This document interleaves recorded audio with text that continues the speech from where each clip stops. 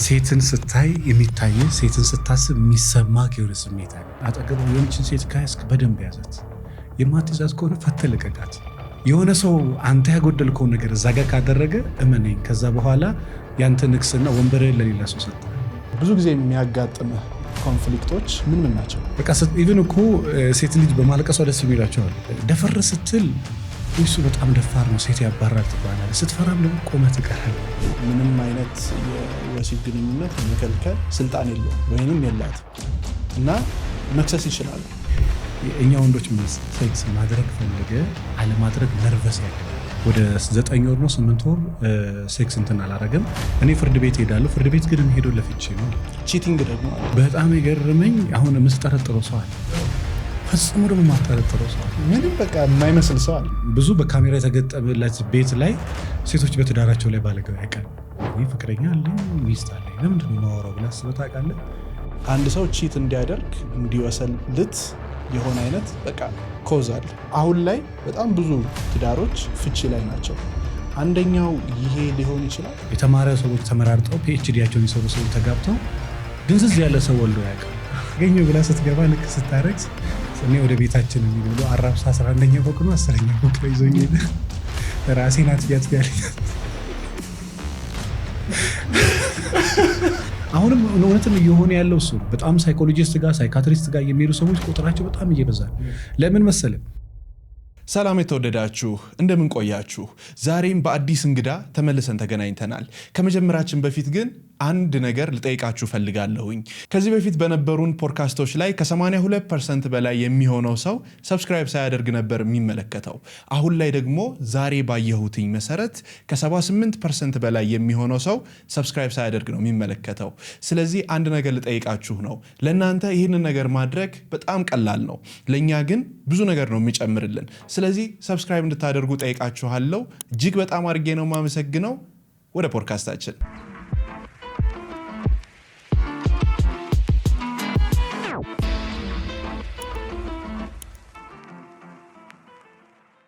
ጸግሽ እንኳን ደህና መጣህ። እንኳን ደህና ቆየ። 120 ሚሊዮን ህዝብ ባለበት ሀገር አይታወቅም ማን እንደሚያየን እና እስኪ ግለጥልን ራስህን። ቴንክ ዩ በጣም ነው የማመሰግነው። እኔ እንግዲህ ጸጋዬ አሰፋ እባላለሁ። አባቴ በጣም የወደው ስም አለ። ስቲል ጸጋዬ አይለኝም፣ የሚለኝ ፍስሐ ነው የሚለኝ። ፍስሐ ነበር እንደ ከዚህ በፊት ብትጠራበት የነበረው? አባቴ ፍስሐ ነው። እናቴ ነች ትምህርት ቤት ሄዳ ስሙ ይቀየር ጸጋዬ ይሆናል እና ስቲል የአንቺ ጸጋ ምናምን ይላታል እና አባቴ ፍስሐ ነው የሚለኝ። ስቲልም በቃ በጣም የወደው ስም ፍስሐ ነው እና እኔ እናቴ አሸንፋ ነው አይ ነው ጸጋ ብላ ጸጋዬ ብላ እንትን ያለችኝና ጸጋዬ አሰፋ እባላለሁ። እንግዲህ ከታች ጀምሮ ስፒሪቹዋል ነገሮች ላይ ነው ያደርኩት። ብዙ ሰው አያውቅም። ሱፍ ለብሼውን አንዳንዴ የጌታ ሰው ሰላም ነው እንዴት ነው። እኔ ግን አስተዳደጌ በቤተክርስቲያን ያደግኩት እና ከዛ ጊዜ ከመጣው እዚህ ሲስተም ውስጥ ከገባው በኋላ ከዛሬ ሚዲያ ላይ 7 ዓመት ምናምን ሞላኝ ይመስለኛል፣ ሬዲዮ ላይ ቴሌቪዥን ላይ ምናምን እና አሁን በመልህቅ የጋብቻ ማማከርና ማሰልጠኛ ማዕከል በማማከር በማሰልጠን መጽሐፎችን በመጻፍ እየሰራው እገኛለሁ። በዚህም ደግሞ ሰው በማገልገሌ በጣም ሲበዛ ደስተኛ ነኝ። ገንዘብ ላታተርፍ ትችላለህ፣ ህይወት ነው የምታተርፈው። እሱን ደግሞ እግዚአብሔር ይከፍልሃል።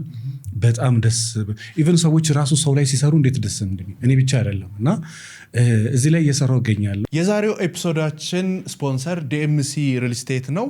በነገራችን ላይ ይህንን ኤፒሶድ አይታችሁ ለምትደውሉ ሰዎችና ቤት ለምትገዙ ሰዎች እስከ 30% ቅናሽ እንደሚያደርጉ ነግረውኛል። በነገራችን ላይ ዲኤምሲ ሪል ስቴት ከስቱዲዮ እስከ ባለ 4 መኝታ ክፍል የሰራተኛ ክፍልን ጨምሮ እንዲሁም ደግሞ የላውንደሪ ክፍሎችን ያካተተ መኖሪያ ቤት ለእናንተ በ60% የባንክ ብድር ጋር አመቻችቶ በለቡ መብራት ይጠብቃችኋል። ከዚህ በፊት በዲያስፖራ ብሎክ 1 እናንተ በፈለጋችሁት ካሬ ያጣችሁ ሰዎች እነሆ አሁን ላይ የዲያስፖራ ቁጥር 2 የተለቀቀ መሆኑን እንገልጻለን። ለበለጠ መረጃና ሳይቱንም ለመጎብኘት ለቡ መብራት በሚገኘው ሳይታችን መታችሁ መጎብኘት ትችላላችሁ። ለበለጠ መረጃ እዚህ ጋር ባለው ስልክ ቁጥር ደውሉላቸው።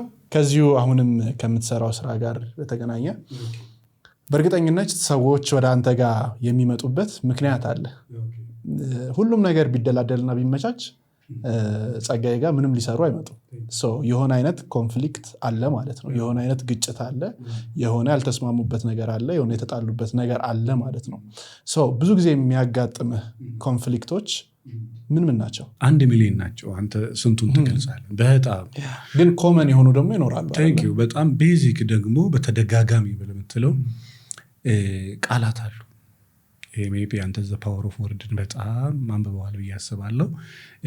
አንድ ገማሊያ የሚባል የኦሪት ምሁር አለ እና አንድን ሙያተኛ በጣም ሙያተኛ የነደደ ሙያተኛ እባክህን በጣም የዓለም ጣፋጭ የምትለውን ምግብ ስራና ስጠኝ አለው። ምላስ ሰጥተው አሉ። በጣም ይጣፍጣል፣ የሚገርም ምግብ፣ እንደዚህ አይነት ምግብ በልቼ አላውቅም። ልክ እኛ ምላስ ሰንበር እንደምንለው እሺ የዓለም በጣም መራራ የምትለው ምግብ ስራና ስጠኝ አለው። ምላስ ሰርቶ ሰጥተው የዓለም በጣም መራራ ነገርም ምላስ ነው፣ በጣም ጣፋጭ ነገርም ምላስ ነው። ሰዎች አንደበትህን ከወደዱ ኔክስት ላይ የሆነ ነገርን ይወዳሉ። ምላስ ንግግርህን ካልወደዱ ግን ውስጥ ያን ያህል ሊጣፍጥ ይችላል ወይ? ሴትም እኮ መጀመሪያ ይሄ ዘ ፈርስት ኢምፕሬሽን የሚባለው የመጀመሪያ፣ ከዛ በኋላ ቃላቶች፣ ከዛ በኋላ ነው ወደ ስራ እና በቃላት አለመግባባቶች አሉ። በጣም ደግሞ የሚሰብርህ ቃል ነው፣ የሚጠግንህም ቃል ነው። ሪሰርች ተሰርቷል። ባይዘው ውሃ አስቀምጠው 2 ንጹህ ውሃ አንደኛውን ውሃ ረግመውት ደፍርሶ ንጹህን ውሃ ደግሞ ቀድስ እንትን ብለውት ያውቃሉና በዓለምም አንድ ነው እንጀለኛ አንጀት በሚበጣጠስ መርዝ ነው መንገል ብለውት ውሃ ሰጥተውት ንጹህ ውሃ ሞቷል። ለምን ሞት አለው ብሎ በዛ ስላሰበና ቃላት እንትን አላቸውና ሴክሹዋል ነገሮች ይመጣሉ። ሴክሹዋል ኢንቲሜሲ የሌላቸው በቃላት ይመጣል፣ በሀብት ይመጣል፣ በቤተሰብ ጣልቃ ገብነት ይመጣል፣ በባህር ይመጣል፣ በሱሶች ይመጣል።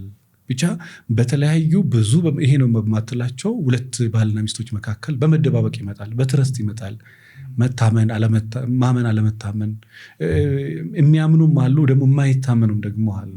እና ብቻ በብዙ ምክንያቶች ኬዞች ይመጣሉ። ያላገቡ ወንዶች ይመጣሉ። እኔ አሁን በጣም ጸግሽ እንደምታይ መልክ ሰውነት አለኝ፣ ገንዘብም አለኝ፣ እግዚአብሔር ይመስገን። ግን እንዴት ነው ሴት ልጅ ማሳምነው? በህይወቴ ፈተና የሚሆንብኝ ነገር ይሄ ነው። ሰው ደግሞ በደላለም በምንም ሚስት ፈልጌ ሰው ይዘውልክ የሚመጣው ከምንም ጋር ማትሄደዋል። ስታያት ራሱ ስሜትን ማሰጥን። እንደውም እሱ ካለኝ ነገር አንድ በጣም መስቅበት አንድ ሰው ሴት አመጣና ሰጠኝ። በጣም መልኳን ከሁሉም ሴቶች እሷን ይወደድኳታል። ግን ምንድነው ካፌ ሆነን እያወራን ለካሷ ሳታውቀው ከንፈሯን ትበላለች። ከዛ ተውኳታል። ምን ነው ስለው ጸጌ እዛ ካፌ ውስጥ ከንፈሯ እንደዛ ይበላች ብታገባኝማ እኔም እንደዛ ምትበላ ካፌ ውስጥ እንደዛ ከንፈሯን ከበላች ቤት ከገባ እኔ ነው እንደዚህ የምትበላኝ ብዬ እና ብቻ ብዙ አይነት ምክንያት አላቸው። ብዙ አይነት ችግሮች ይመጣሉ።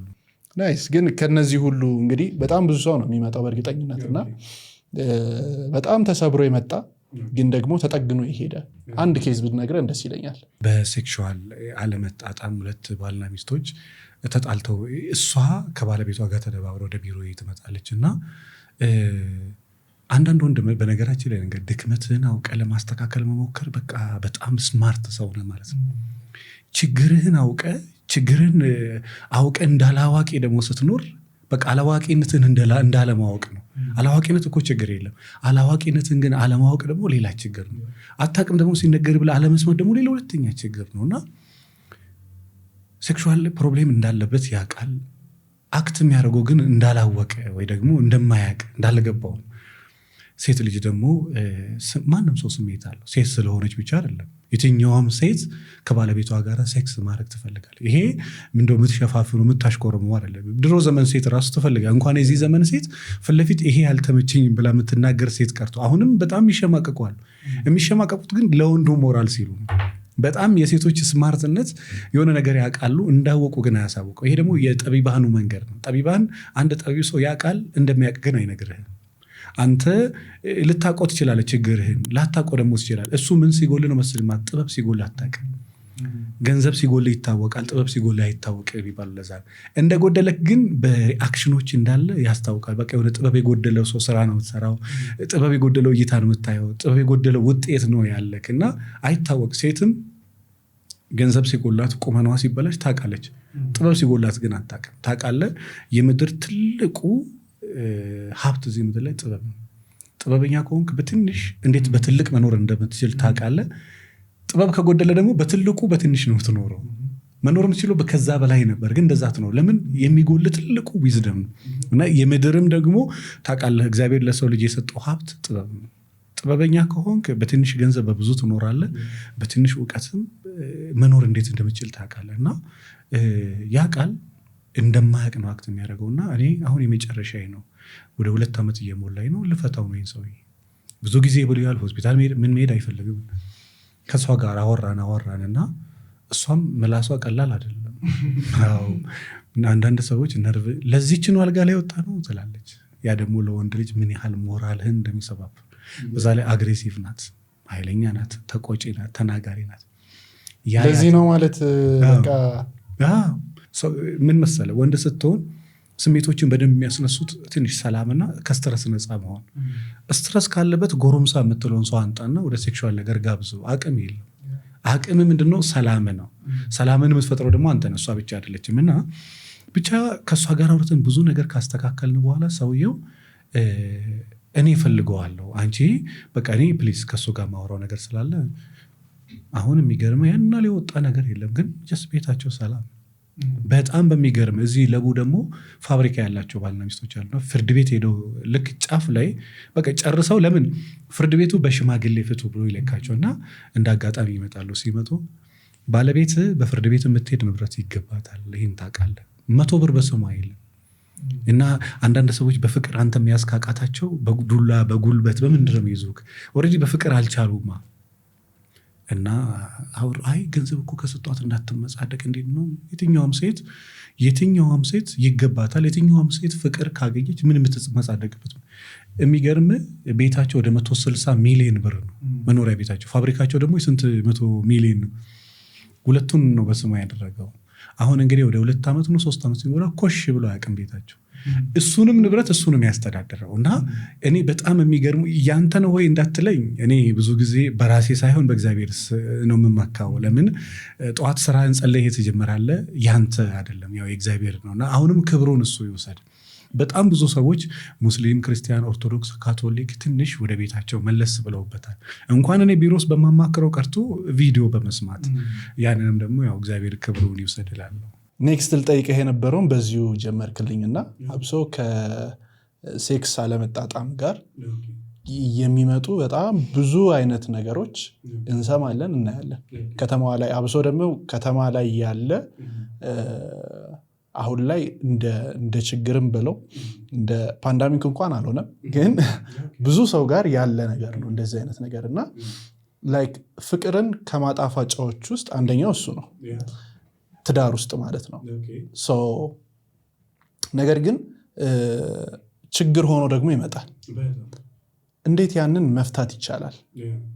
እኔ ምናልባት እንግዲህ አሁን ወንድም ያላት ሴትም ወንድም ይሄን ቪዲዮ ከሰማ የመጀመሪያም የመጨረሻ ምክሬ ስፖርት ማትሰራ ከሆነ ለጤና በጣም ከሚስት ጋር በጣም ሰላም የመሆን እድል በተለይ በዚህ ዘመን ከእግዚአብሔር ቀጥሎ በቃ በተቻለ መጠን ከስትረስ ትንሽ የተወሰነ ነፃ የምትሆንበትና ሴክሹዋሊ ትንሽ ደህና የምትሆንበት ስፖርት ነው። እኔ ስፖርት በቃ ለምንም ነገር ይመከራል። በነገር ለምንም ነገር እኔ ይገርመኛል። አንዳንድ ሰው ሰውነቱ የሱ ሆድ እንደዚህ በማለት ቦርጩ እንኳን ለሚስቱ ለሱ ራሱ አለመጭነቁ በጣም ነው የሚገርመኝ። እንኳን ለሚስት ለአንተ እኮ ሊጨንቅ ይገባል። እኔ አሁን በዚህ ሰውነቴ አሁን ያምራል አይደለ? ረጅም ጊዜ ስፖርት እንዲህ በብረት ሳይሆን ኤሮቢክስ እሰራለሁ እና እንደዚህም ሆኖ ከዚህ መቀነስ እፈልጋለሁ፣ ማስተካከል እፈልጋለሁ። እና ስፖርት ማትሰራ ከሆነ ወንድ ልጅ ሆነ ሚስት ኖሮክ ፍቅረኛ ኖሮክ እመነኝ አልኩ። ስፖርቶች ግን ይለያሉ በጣም በቃ ጥሩ የሆኑ ለእሷ ብቻ አይደለም። በነገራችን አሁን ሴክሹዋሊ በጣም ጎበዝ ብትሆን ለሚስት ምንድን ነው ትርፏ? ምን ያደርግላታል? ጥቅሙ በመጀመሪያ አንቺን ነው። አሁን ለምሳሌ እኔ እናንተ በጣም ጎበዝ ሰራተኞች ብንሆን ጥቅሙ ለማን ነው? ለኔ ነው። ቴንኪዩ። አንተ ብትሰራ ጥቅሙ ለአንተ ነው፣ ባትሰራም ጉዳቱ ለአንተ ነው። ሰው የመጀመሪያውም የመጨረሻውም ልክ ሚስት የምታስብ ከሆነ ስፖርት ግዴታ ነው። ለምን መሰለ? ልክ ስትገባ ትዳር ያስጨንቃል፣ ልጅ ያስጨንቃል፣ ገቢ ያስጨንቃል፣ ወጪ ያስጨንቃል፣ ስራ ያስጨንቃል። ያን ሁሉ ማኔጅ የምታደርገው ስፖርት ስትሰራ ነው። የዚህ ዘመን ችግሩ ምን መሰለ? የእውቀት ችግር የለም። ይሄ የመጨረሻ ዘመን የሚባለው ዘመን ነው። የእምነት ችግር ነው ያለ፣ የእውቀት ችግር የለም። እውቀት በጣም የበዛበት ዘመን ነው። እምነት በጣም የሞተበት ዘመን ነው። ሰዎች ማወቃቸው በጣም ኦቨር ነው። የማድረግ አቅማቸው በጣም አናሳ ነው። በጣም ብዙ ያውቃሉ፣ በጣም ትንሽ ነው የሚያደርጉት። የማታረግ ከሆነ ደግሞ ዋጋ የለውም። ሰው እዚህ ዘመን ላይ እኔ የትኛውን ትመክራለህ ብለህ ብትለኝ ሴክሹዋሊ፣ ኢሞሽናሊ፣ ሜንታሊ፣ ፊዚካሊ ስትሮንግ ለመሆን ሚስትን በጥበብ ለመምራት እንኳን አንተ ወንዱ ቀርቶ ሚስት ስፖርት ብትሰራ ጥሩ። አለበለዛ በጣም ለምን መሰለህ ድሮ ቢሆን በ10 ሺህ ብር በ5 ሺህ ብር በ3 ሺህ ብር ትልቅ ኑሮ እኖራለን። ዛሬ 100 ሺህ ብር ደሞዝተኛም ሆነ በቃ ሚስትህን፣ ልጆችህን፣ ቤት ኪራይን፣ ቀለብ፣ ታክሲ ይችል አይበቃ 60-70 ሺህ ብር አይበቃ። ገንዘብ ያስጨንቃል፣ መኖሪያ ቤት ያስጨንቃል፣ መኪና ያስጨንቃል፣ ዕዳ ያስጨንቃል፣ የሚስት ጉዳይ፣ የልጆች ጉዳይ፣ የወደፊት ህይወት ምድር ምን ሆነ ያስጨንቃል። ይህን ሁሉ ትንሽ ስፖርት ስትሰራ በጣም ሰውነት እስኪያለ ድረስ ከዛ ደግሞ በቀዝቃዛ ውሃ ሻወር ስትወስድ ትንሽ የሆነች ነገር ከዛ ሴክሹዋሊም ደግሞ ትንሽ የተሻለ አቅም አለ። የትኛውም ሴት እርግጠኛ ነኝ ስፖርት የሚሰራ ባል ያላት ሴት ሴክሹዋሊ ችግር አለብኝ አትልም። ይሄ ተጓዳኝ በሽታዎች ኢቭን እንኳን እነዛ ተጓዳኝ እኔ አሁን በጣም የሚያሳዝኑኝ ከስተመሮች አለ የስኳር ታማሚ ሆኖ በ6 ወር 1 ቀን ሴክስ ማድረግ። ይሄ ግን ሁሉም የስኳር ታማሚ ማለት አይደለም። በቃ በልጅነት እድሜያቸው በ30 በ35 ዓመት በ40 ዓመታቸው በጣም አደገኛ ህመም ውስጥ ገብተው በ6 ወር 1 ቀን ሴክስ የማያደርጉ ሰዎች ያውቃል። በጣም የሚያሳዝኑ በአመት ባይዞ 6 ወር ነው ቅርብ ነው። ይሄን ግን የሆነ ነገር ከሰለጠነብህ በኋላ አይደለም። በቃ ገና ከዚህ ጀምሮ ማቆም ያለ ስኳር አይጠቅምም ከተባልክ ዛሬ ካልተውከው እመነኝ ዛሬ 10 ዓመት አትተውም። እኔ አሁን ብዙ ጊዜ ቡና ያለ ስኳር ነው ወጣው ምንም ኖሮብኛል ነፃ ነኝ። ዛሬ ካላረከው ነገ እንደማታረገው እርግጠኛ ነኝ። ዛሬ ማድረግ መጽሐፍ እኮ የመዳን ቀን ዛሬ የተወደደች ሰዓት ግን እቺ ናት ይላል። አሁን ካላረክ በታሪክ የዛሬ 10 ዓመት ታረጋለህ ብዬ አልጠብቅም። ልታረግ እኮ ትችላለህ ግን አልጠብቅም። እና ወንዶች በኤቺ እንደዚህ አይነት ችግር የሁሉንም ቤት በነገራችን ላይ በቃ የተወሰነ ፐርሰንት ነው። አሁን በደንብ የተጠናውን እንትን በእጄ ስላልያዝኩ በዚህ ሰዓት የተጠናውን ስላልያዝኩ እንጂ ብናገር ደስ በጣም ብዙ ሺህ ቤት አለ ወይ 100% አለ። ከዚህ ግን ጎን ለጎን የምመልስልህ አንድ ነገር አለ። ብዙ ግን እኛ ወንዶች ስንሆን እኛ ስንፈልግ የሆነ ነገር ይሆናል፣ እኛ ሳንፈልግ አይሆንም። በጣም ትልቁ ችግር ደግሞ እሱ ነው። ስሜት ያንተ ብቻ አለ። እኛ ወንዶች ሴክስ ማድረግ ፈልገ አለማድረግ ነርቨስ ያደርጋል። ቴንክ ዩ ልክ ያ አንተን እንደሚረብሸው ሚስትንም ይረብሻታል። እሱን ባላንስ ማታረግ ከሆነ ለዛ ሰው ስሜት ማትጨነቅ ከሆነ ታው በታሪክ ሰላም ሊኖር አይችልም። ሰላም የሚኖር ምንድነው? ለአንተ ስሜት ተጨነቅ፣ ለሚስትም ስሜት ተጨነቅ። አለበለዚያ የስለ ራስህ ስሜት ብቻ የምትጨነቅ ከሆነ እመነኝ እሷም ያንን ኬርለስነት ይሄ ምን ይባላል መሰለህ? ወደ ውስጥ የገባው ከውስጥ የወጣው ወደ ውስጥ የገባው ነው ይባላል። ኦልሬዲ ከሷ ውስጥ የወጣው ንቀት አንተ ወደ እሷ ውስጥ ያስገባው ንቀት ነው። እሷም ከአንተ ውስጥ የወጣ ንቀት ካለ እሷ ወደ አንተ ውስጥ ያስገባችው ነው። ስለዚህ ያሳያህትን ነው መለሳ ያሳየች። አንተ ስሜት ላይ ሴክስ ላይ እሷ በፈለገች ቀን ምንም እንደማይሆን ንቀትን ካሳያት ኢንዳይሬክት ደግሞ እሷም በራሷ መንገድ የሆነ ንቀቷን ታሳያለች። ስለዚህ እንደዛ አይነት ነገር እንዳይሆን በተቻለ መጠን የመጀመሪያም የመጨረሻም የባለቤትን ስሜት መጠበቅ። እሷ በፈለገችም ያንተ ገላ ላይ ስልጣን አላት። አንተ ብቻ ስትፈልግ የሰው ገላ የምትነካካ እሷ ቆስላም አብዳም መንካት ትችላለህ። ሰንበዲ ግን ደህና ሆና ፕሊስ አሉ እኮ ፕሊስ ዛሬ ጾም መያዣ ነው ፕሊስ እያለች ባለቤቷን ኖ ስሜት አይደለም የሚለው እንዳለ ግን መብቱ ነው አይደለም መብት አላት እሷም። በዛ ላይ ደግሞ ነርቨስ ያደርጋታል። ከዛ በኋላ እሷን ደግሞ ለማባበል ሌላ ጣጣ ውስጥ ትገባል። አንድ ባልና ሚስት ከተጋቡ በኋላ ምንም አይነት የወሲብ ግንኙነት የመከልከል ስልጣን የለውም ወይንም የላትም እና መክሰስ ይችላሉ ሄደውም ማለት ነው። እንደዚህ አይነት ኬዞች መጥተው ያውቃሉ አንተ ላይ? በነገራችን ላይ እሱን ስላነሳ ጎን ለጎን መልክ መጽሐፍ ቅዱስ ቀጥታ የሚለው ገላ አትከላከሉ። እኔ ጋር ምን መጥተው ያውቃል መሰለ? ወደ 9 ወር ነው 8 ወር ሴክስ እንትን አላረገም። እኔ ፍርድ ቤት ሄዳለሁ። ፍርድ ቤት ግን የምሄደው ለፍቺ ነው አለች። እኔ እሱ እንዲያላረገ ሽማግሌ ፊት ለፊት ሄጄ አልዋረድም። አያድርግ ሌላ ነገር ስላለው ነው በቃ አልፈልገውም። በነገራችን ላይ ከሴክስ በላይ እኮ አለመታቀፍ ያመሃል፣ አለመወደድ፣ ትሪት አለመደረግ፣ ያንተ ገላ መናቁ ያናድድሃል። ሰው ከውጭ ገብቶ እንዴት ዋልሽ አለማለቱ፣ አለመሳሙ የንቀት ስሜት። ንቀትን ደግሞ መቆጣጠር አትችልም ሰው ነህና። እና እኔ ገጠመኝ ቀጥታ በቃ ባለቤቴ ሴክስ ማድረግ አይፈልግም። እስከ 6 ዓመት ድረስ ገጥሞኛል። 6 ዓመት ውዛውት ሴክስ። አሁን አታሳዝንም ወያች ሴት? እንደ ሰው ሆነ ዝም ብለህ እስኪያስበው አንተ ምግብ ሳትበላ 1 ቀን 2 ቀን ትቆያለህ። ከዛ በላይ አንተን በምግብ መቅጣት አያምም? በዚህ ዘመን ላይ ሶሻል ሚዲያ ስልክ ምን ባለበት ሀገር ላይ ከዛ በላይ አንተም መቅጣት አያምም። የሆነችን ሴትም 1 ወር ቅጣት 2 ወር ቅጣት፣ ረጅሙን ጊዜ ግን አልጋ ለይተ ምናምን። አሁን እንደውም በነገራችን እየተሰሩ ያሉ ቤቶች 2 ክፍል አላቸው። ያ ከደበረው ዚተኛል፣ ከደበሯት ግን ነው በጣም አደገኛ። ያ ምን ያደርጋል መሰለህ ደመነፍስህን ያራርቀዋል።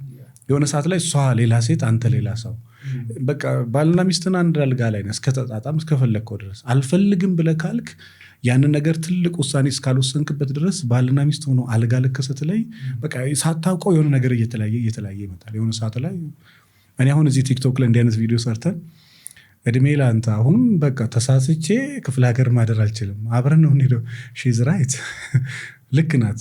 እዛ ቤት ውስጥ እያለን አሁን በፊት እንደዚህ እናደርግ ነበር፣ አሁን ትተነዋል። አሁን በጣም ብዙ ሺህ ሰዎች እንዲህ ልክ ስትነግራቸው ኦኬ ለካ በራሴ ፍላጎት ነበር የለዩት ምናምን ብሎ አንዳንዴ ምን ያደርጋል መሰለህ ሴቶችን በጥጋብ ይሄዳል።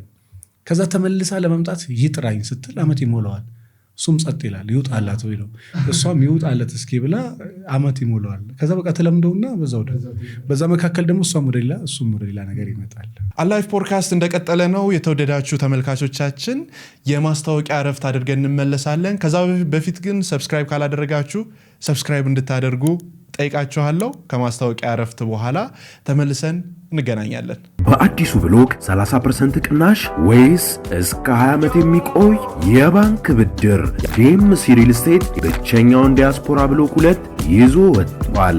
ለቡ መብራት በሚገኘው እጅግ ዘመናዊና ውብ መንደር ውስጥ ባለ 1 መኝታን በ215,000 ብር፣ ባለ 2 መኝታን በ308,000 ብር፣ ባለ 3 መኝታን በ368,000 ብር ቅድመ ክፍያ ብቻ ልናስተናግድ ነው። እስከ 20 ዓመት ድረስ የሚቆይ 60% የባንክ አማራጭም አቅርበናል። የነገ መኖሪያዎትን ዛሬ ላይ ይሰንቁ። ቺቲንግ ደግሞ አለ ትዳር ላይ የሚያጋጥሙ ይመስለኛል። የአብዛኞቹ ግጭት የመጀመሪያው ማለት በሚቻል ሁኔታ ቺት ማድረግ ነው። አሁን አንድ ሰው ለመወስለት ምክንያቶቹ ምን ነገሮች ሊሆኑ ይችላሉ? ምክንያቱም ለምሳሌ ይሄንን የምጠይቀ በጣም ኢምፖርታንት ነው። አንድ ሰው ያለ ምክንያት ምንም ነገር አያደርግም። የአንድ ነገር ውጤት የሆነ ምክንያት አለው። አንድ ሰው ቺት እንዲያደርግ እንዲወሰልት የሆነ አይነት በቃ ኮዝ አለ። ያጋጠሙህና ኮመን የሆኑ ኮዞች ምንድን ናቸው? መጥፎ ልማድ በጣም ብዙ ሚስቱ ጋር ጎሎት አይደለም፣ ባለቤቷ ጋር ጎሎት አይደለም። መጥፎ ልማድ ከገነባ ያ መጥፎ ልማድ አንተ ሳትፈልገው ወደዛ ነገር ይመራል። ለምንድነው ግን ሌላ ሴት ማወራው? ማለት እኔ ፍቅረኛ አለኝ ሚስት አለኝ ለምንድነው ማወራው ብላ አስበህ ታውቃለህ? መጥፎ ልማድ ካለ በቃ ሳትፈልገው ሳታውቀው ወደዛ ነገር ትሳበና ታደርገዋለህ። ከማውራት ትጀምራለህ፣ ወደ ሆነ ነገር ወደ ማድረግ ደግሞ ትሄዳለህ። ከዛ ማድረጉን ደግሞ ትደጋግመው። ምንም ጎድሎ አይደለም።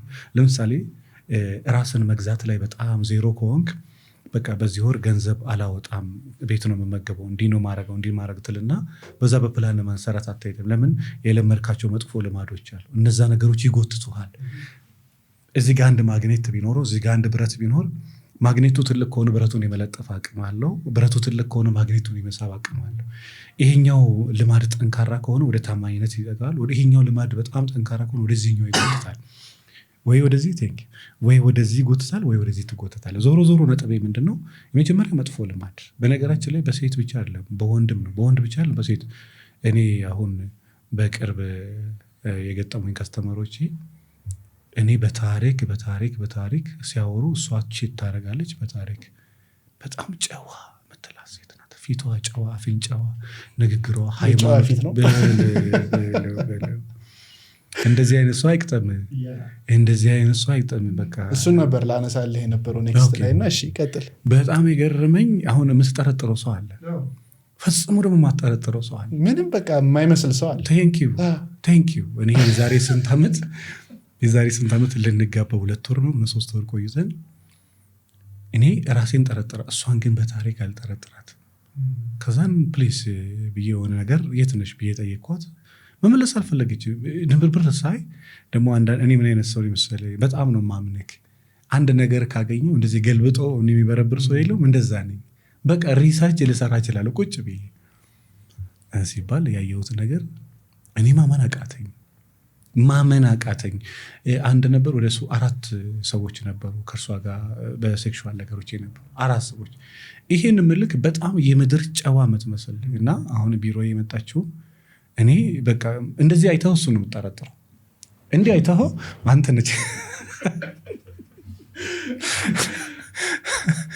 አንዳንድ ጊዜ መጽሐፍ በእንትኑ እንደሚባለው እንደዚህ ሰው አይተ እኔም ልክ አይደለሁም ግን ብቻ ምን አለፈ አንተ ጋም ቢመጡና ከሁለቱም ማን ነው ቺት የሚያደርገው ይባል አንተ ትላለህ። ግን ሰንበዲ በቂ ማስረጃ ደግሞ ነበረው። አሁን አንዳንድ ጊዜ በግምት ትጻጻፍ ነበር እንዲህ ነው በቂ ማስረጃ ነበር። ማመን እስከሚያቅተኝ ምንድነው ሪዝኗ? ሴክሹዋል ችግር የለበትም ሰውየው፣ ምንም ችግር የለበትም። ከኤክሷ ጋር ነበር ያን ስታረግ የነበረው እና የእውነት አሳዘነኝ። እኔ ሁለቱም ለእኔ ከስተማሪዎች ናቸው። እሷንም በሚገባው ሰው እንደዚህ አይነት ነገር በነገራችን አብርሽ ምንድነው ችግሩ? ተመልሳ አትታመን። እኔ በታሪክ በሰው አይን አንዴ እምነት አትጣ። በታሪክ ሰው በራሱ ጊዜ እንደፈለገ ፈርጆ ስም ይስጥ። በገዛ ጥፋት ግን አንድ ቀን እምነት አትጣ። ተመልሰ እዛ የትላንት ቦታ የተቀመጥክበት ቦታ በታሪክ ነው የማትቀመጡ። ባይኔቸር ሰዎች ነንና በቃ ስናምን በቃ ግልጥ ብለን ነው የምናምነው። አንዴ ደግሞ ስንክድም እንደዛ ነው። ሴት ልጅ አንድ ጊዜ የሆነች ነገር ተይዞባት ከተጠረጠረች ዝም ብሎ ሊኖር ይችላል ለልጁ ብሎ። በታሪክ የትላንትናውን አይነት እምነት ግን አያምናት። እሱም በታሪክ የትላንትናውን አታምነውም። ስለዚህ ይሄን የሚያመጣው ምንድነው? መጥፎ ልማድ አለ አይደለ? ራስን አለመግዛት፣ ራስን አለመቆጣጠር፣ የምታረገውን ነገር ለምን እንደምታረገው አለማወቅ። ምንድነው ትርፍ? ለምሳሌ የሆነች ሴት አለች አይደለ? ራስን እዛ ደረጃ ማትገዛ ከሆነ፣ ራስን ማትቆጣጠረው ከሆነ ያንተ ስሜት ላይ ተሾመ ሰው ስሜቱ ላይ ተሾመ ንጉስ ነው የሚባለው። እዛ ያንተ ነገር ላይ ተሾምከው አንተ ነህ። ሰው ራስን ኮንትሮል ማድረግ፣ ስሜትህን መግራት፣ ራስን መቆጣጠር፣ ይሄ ኢሞሽናል ኢንተለጀንስ ይባላል። ስሜትን መምራት፣ ስሜትን መግዛት፣ ስሜትን ማስተዳደር። ኢሞሽኑ እኮ አለ ቢሆን ደስ አይለንም? አንድ ወንድ 100 ሚስት ቢኖረው ደስ አይለው? አንድ ሴት 100 ባል ቢኖራት ደስ አይላትም? ህግ ነው የሚገድብ። ለዛ ህግ ደግሞ ካልተገዛ ህጉን የሚጠብቅህ ህጉን ስትጠብቀው፣ ካልጠበቀው አይጠብቅህም። ፍቅረኛ ይዛ ወይ ደግሞ ፍቅረኛ ይዞ ባል ኖሯት የገዛ ቤት ውስጥ ያለመወደድ ስሜት ሲሰማክ በቃ ሳትወድ በግድ በቃ ሰው ትፈልጋለህ። እኔ ባለቤትህን በተለይ አጠገባው የሆነችን ሴት ካያስክ በደንብ ያዛት። የማትይዛት ከሆነ ፈተልቀቃት።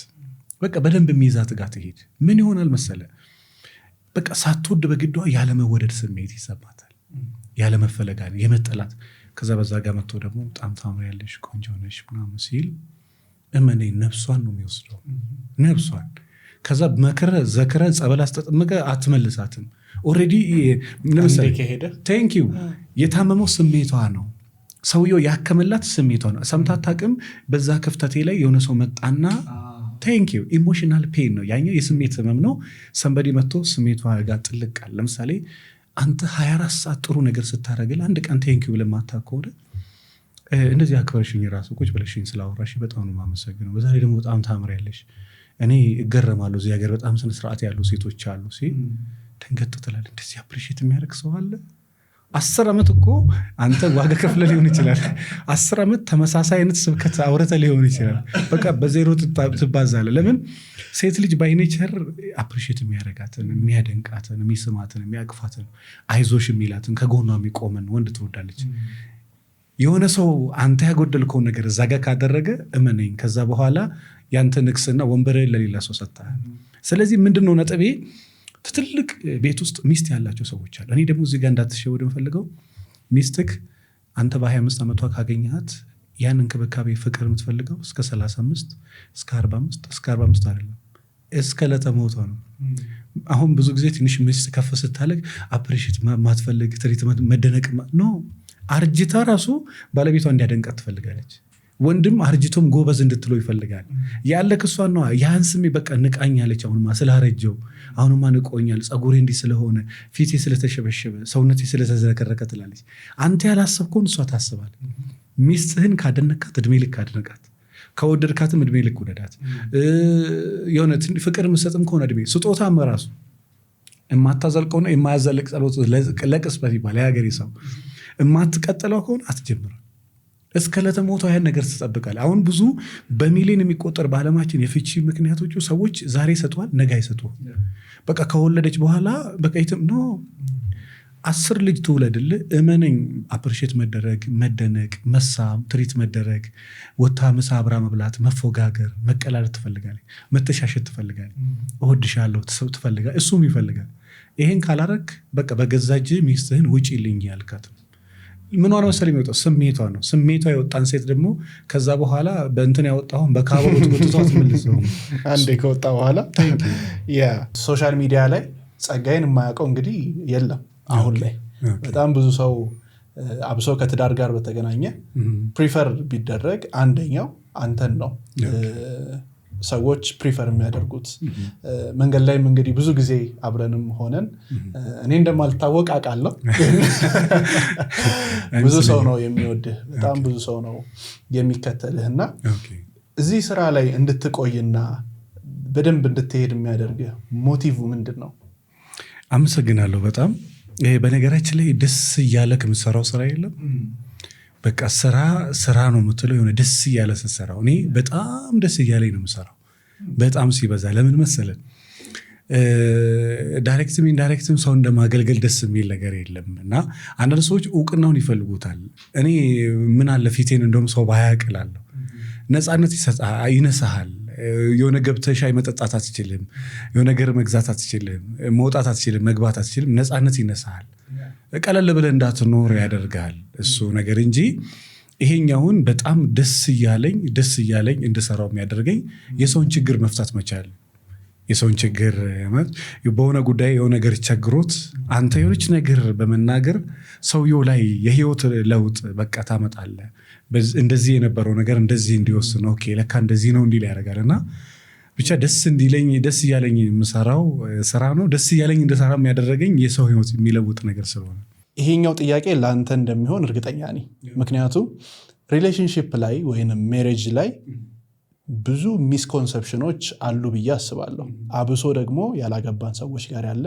ሚስኮንሰፕሽን ብዙ ጊዜ የሚያጋጥምህ እንደ ሚስኮንሰፕሽን መስተካከል አለበት ይሄ ሪያሊቲው ይሄ ነው የምትላቸው ነገሮች ይኖራሉ በጣም ብዙ አንድ ሁለት በጣም ብዙ ምን አለ መሰለን አንተም ውስጥ አለ ብዬ አስባለሁ ማንም ውስጥ አለ አንተ ስለ ሴት የሰማኸው ነገር አለ አይደለ ሴትን ስታይ የሚታይ ሴትን ስታስብ የሚሰማህ የሆነ ስሜት አለ ሴቶች ደግሞ ወንድን ሲያስቡ የሚሰማቸው አለ ወንዱም ሲያዩ ደግሞ የሚያዩበት መንገድ አለ እና እዛ ነገር ላይ የሆነ ነገር ትንሽ ተላልፈናል ብዬ አስባለሁ ፊልሞች ላይ ዘፈኖች ላይ መጽሐፎች ላይ ተከሆነ እስከ ቅርብ ጊዜ ኢትዮጵያ ውስጥ አንዳንድ መጽሐፎች ላይ በፍቅር ለማንበርከክ እንዲህ ለማድረግ ነፍሷን እንድትሰጥ ለማድረግ ነገሮች አሉና እሺ አሳመንክና በእጅ ገባች ከዛ በኋላ አንተ የምታደርገው አክት በቃ ኢቭን እኮ ሴት ልጅ በማልቀሷ ደስ የሚላቸው አሉ በሱ ፍቅር በማልቀሳቸውና እዚህ ጋር የሆነ እንትን ያለው ነገር አለና መስተካከል አለበት ሴትን ስታይ ልክ እንደ እህት እንደ እናት ማየት አለብህ እናት አንተን በመውለዷ ሚስት ደግሞ ልጅህን በመውለዷ ነው ልዩነታቸው ነው ሁለቱም እናቶች አሉና እኔ አንተ ወንድ ነህ የአባትነት ባህሪ ውስጥ አለ ባይዞ አሁን ሚስት ታገባ እሷ አባት አትሆነኝ ትላለች አለመሆን አትችልም የአባትነት ስፕሪት ውስጥ አለ እና ሴትም እናት አትሆኝለት ሲባል አልሰማም ይሄ ነው እናት ከሆነችም ደግሞ ይባላል በቃ ቴንኪው የእናትነት ባህሪ ውስጥ አለ እና ይሄንንም ሰው ሚስ አድርጎታል ሁለተኛ ደግሞ ደፈር ስትል ወይሱ በጣም ደፋር ነው ሴት ያባራል ትባላለህ ስትፈራም ደግሞ ቆመህ ትቀራለህ እሱም አለ ያ እኔ በጣም እዚህ በቅርብ ጊዜ ምናልባት ሳወራ ሰምተው እኮ አላውቅም እዚህ ሳሌ ተምረት አካባቢ በጣም ለማግባት የዳዳው ደግ 36 ዓመት በጣም የሚያምር ልጅ ነበርና በጣም የሚገርም አጋጣሚ ገጥማ ምን አይነት አጋጣሚ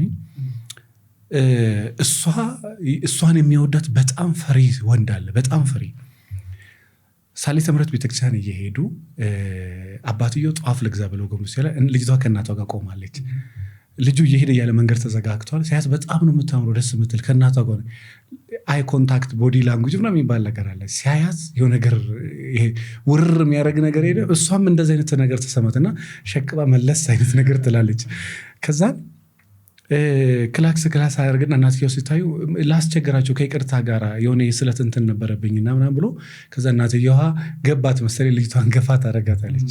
ልጅቷ መጣችና ምን ስትለው ፕሊስ ጧፍ ግዢና ስለት ነበረብኝ ስጪልኝና ከዛ በላይ ግን ፕሊስ ታይፒ ነሽ በእናትሽ እምቢ አትበይኝ ብሎ ይለምናትና ስልክ ሰጠዋለች።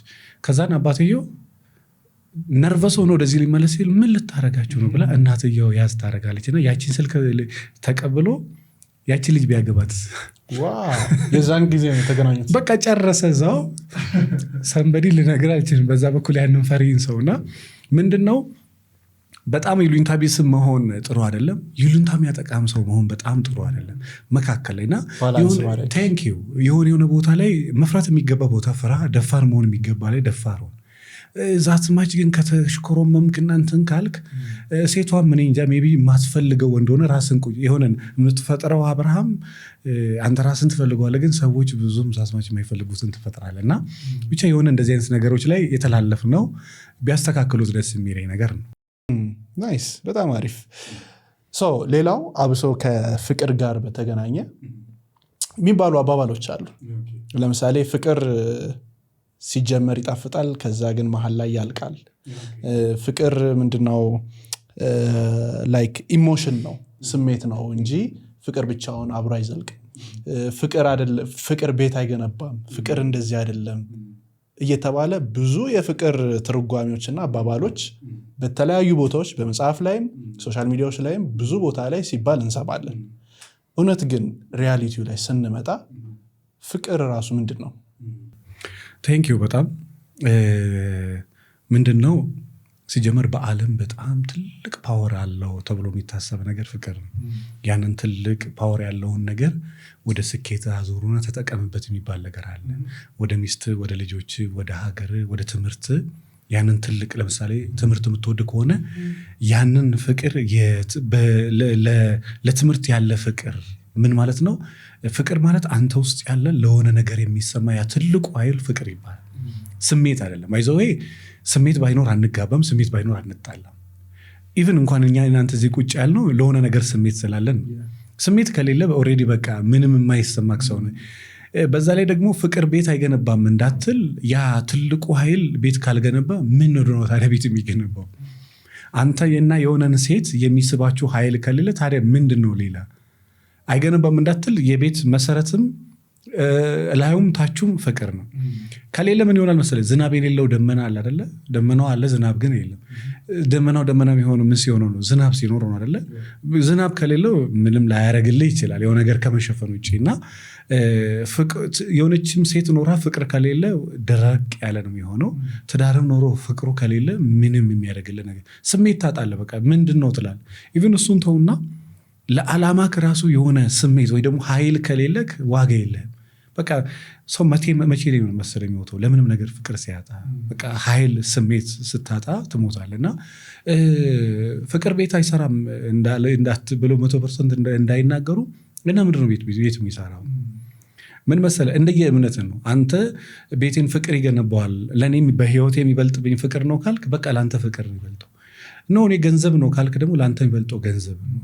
እና እንደዛ ስትሆን ደግሞ ምን ትወጣለህ? ገንዘብ የማይገዛቸው ነገሮች እየሰበሰብ ገንዘብ የሚገዛቸው ነገሮች እየጣልክ ትመጣለህ። እና ፍቅር ቤት ይገነባሉ 100%። ከፍቅሩ ጎን ግን ቤዚክ ነገሮች አሉ፣ እሱ ደግሞ ሌላ ነገር።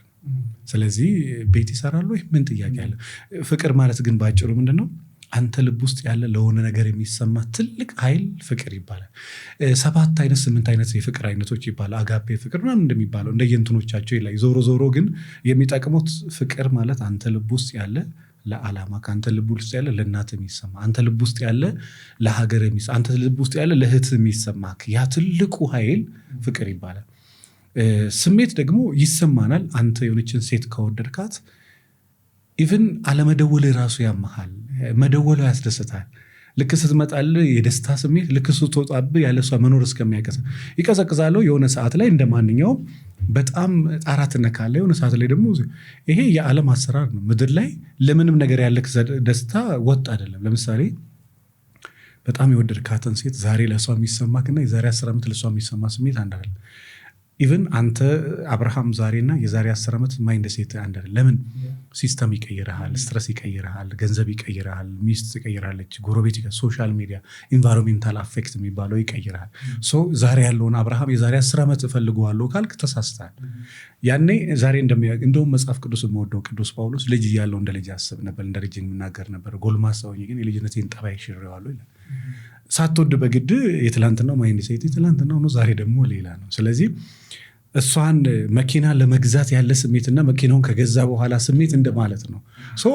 ካገኘሃት በኋላ ይቀየራል። ወደ ምን ይቀየራል? ቤዚክ ነገር ደግሞ ምንድን ነው ትላለህ እንጂ ጠዋትም ቀንም ማታም ያንን ካሰብክማ በህይወት አዲስ ነገር እንደሌለ ኢቨን እሷም ይሰለቻታል። ባይዞ የትኛውም ሴት በቃ ጠዋትና ማታ መሬት አይንካሽ ሲሉ የነበሩትን ወንዶች እኮ ጥለው ሄደዋል። በጣም በቃ ወርቅ ቤተ መንግስት የመሰለ ቤት ውስጥ በቃ ሰልችቶኛል ብለው ወጥተዋል። ፍቅር ስላጡ ብቻ ነው ፍቅር ስላጡ ብቻ አይደለም። አንዳንዴ ተመሳሳይ ነገርም ይሰለቻል እና ከፍ ዝቅ ይላሉ። ያው ከዚህ በፊት አንድ ሳይኮሎጂስት እዚህ መጥቶ ስለ ናርሲሲስት ፐርሶናሊቲ ዲስኦርደር እያወራን ነበርና አብሶ ደግሞ ትዳር ላይ ያሉ ወንዶች ላይ እና ሴቶች ላይም አልፎ አልፎ አለ የሚል ነገር አንስቶልኝ ነበር እና በናርሲሲስት ፐርሶናሊቲ ዲስኦርደር ባለባቸው ሰዎች ተጠቅተው የሚመጡ ሰዎች ይኖራሉ። እነሱ እንዴት ነው ሃንድል የምታደርገው? በነገራችን ላይ እንግዲህ እንደዚህ አይነት ባህሪ ያው እኛ ብዙ ጊዜ ጨጓራና ጉበት ነው የምንታከመው፣ ማይግሬን ነው የምንታከመው። እንደዚህ ሜንታል ዲስኦርደሮችን ይሄ የአይምሮ በዚህ በስነ አይምሮ ሕክምና እንግዲህ ሀሳብን ነው በሀሳብ የምታከመው እና እንደ በሽታ ራሷን ቆጥራቸው እንደ በሽታ ቅናት በሽታ እንደሆነ ታውቃለህ። አለማመን የአይምሮ በሽታ እንደሆነ ታውቃለህ። ስንት ሰው ያውቃል ማለት በጣም ኦቨር ሚስትህ ላይ መቅናት በቃ ምንም ሳታደርግ በቃ እሷን አለማመን ሜንታል ኬዝ እንደሆነ ታውቃለህ። የአይምሮ ይሄንን ሰዎች እንደ በሽታ አያዩትም። እኛ ሀገር እንደ በሽታ ቢቆጠረው ጨጓራ፣ ጉበት፣ ኩላሊት፣ ማይግሬን፣ የዲስክ መንሸራተት ምናምን እነዚህ ፊዚካሊ ሰውነት ላይ የሆነ ነገር ስለሚያሳይ ነው። እነዛ ግን የስሜት የአይምሮ የባህሪ ለውጥ ጭምር አንተ ላይ ያመጣሉ። እነዚህ ላይ አይታከሙም። እና እኔ ነኝ እንደዚህ የምትለኝ ሰርች አድርጌ እኮ የእሱ ባህሪ ቁጭ አለችኝ። እኔ ቢሮ ሳቄ እንዴት ልቆጣጠር? አጠገባ ሆኖ ነው የሚያወራው። እኔ ነው እንደዛ የምትለው? እኔን የአይምሮ በሽተኛ ከሆነ ነው ሳይኮሎጂስት ያስፈልጋል። እኔን እኮ ነው የምትለኝ? እኔ ስንት ሰው ሐክም የሚውል ሰው ባይዞይ ሰውየው እኮ ሂዝራይት። አንተ አሁን እንደዚህ አይነት ባህሪ አለብህ ብልክ አይገር ወደ 100 ወደ 140 ይሆናሉ። እና ማመን ያቅተሃል ያንተን ባህሪው ልንገርህ። በጣም ያነቡ ሰዎች እንደዚህ አይተውክ ምን አይነት ሳይኮሎጂካል ፕሮብሌም እንዳለ እያነቡሃል። ከዚህ በፊት ሲሆን ስንጫወት ነግሬሃለሁ። የሆነን ሰው ዝም ብለህ ሰምተኸው ምን መጽሐፍ እንዳነበበ ምን እንዳጠና ታውቃለህ። የሆነን ሰው ደግሞ በደንብ ባህሪውን፣ ስሜቱን፣ የሆነ ነገሩን አይተህ ኦኬ እንደዚህ አይነት እንትኖች አሉበት ትላለህ። ከዛን ዲቴይል ደግሞ አጥንተህበት ትክክለኛ ሰርች ያደርጉን ኦኬ በቃ የቅናት የአግሬሲቭነት እንትና ለማለት ባህሪ ያለ በቃ ናርሲስት በቃ ሚስቴ ይሄ ባህሪ ያለባት ባይዘዌ እንግዲህ በእንትኑ ዓለም ቢኖርባት ራሱ የለባትም ብትል ሞር የተሻለ ነው። አንተ ቢኖርብህም ራሱ የለብኝም ብለህ ያን ነገር ለመቅረፍ ካመንኮማ ኦልሬዲ አመንከው ነው። ጉንፋን እንዴት ነው ለምሳሌ ሲያስነጥሰ ልይዘኝ ነው መሰለኝ ስትል ከ3ኛው ቀን በኋላ ይዛል። እንደ ክርስቲያን ከሆንክ መስማም ካልክ ወዲያውኑ አይዝም። ምን ያሁን ረጅም ጊዜ ጉንፋን ሜቢ በ8 ወር በ9 ወር ወይ በአመት አጠገቤ አስነጥሶ አጭሶ ምናምን ብሎ አይዘኝም።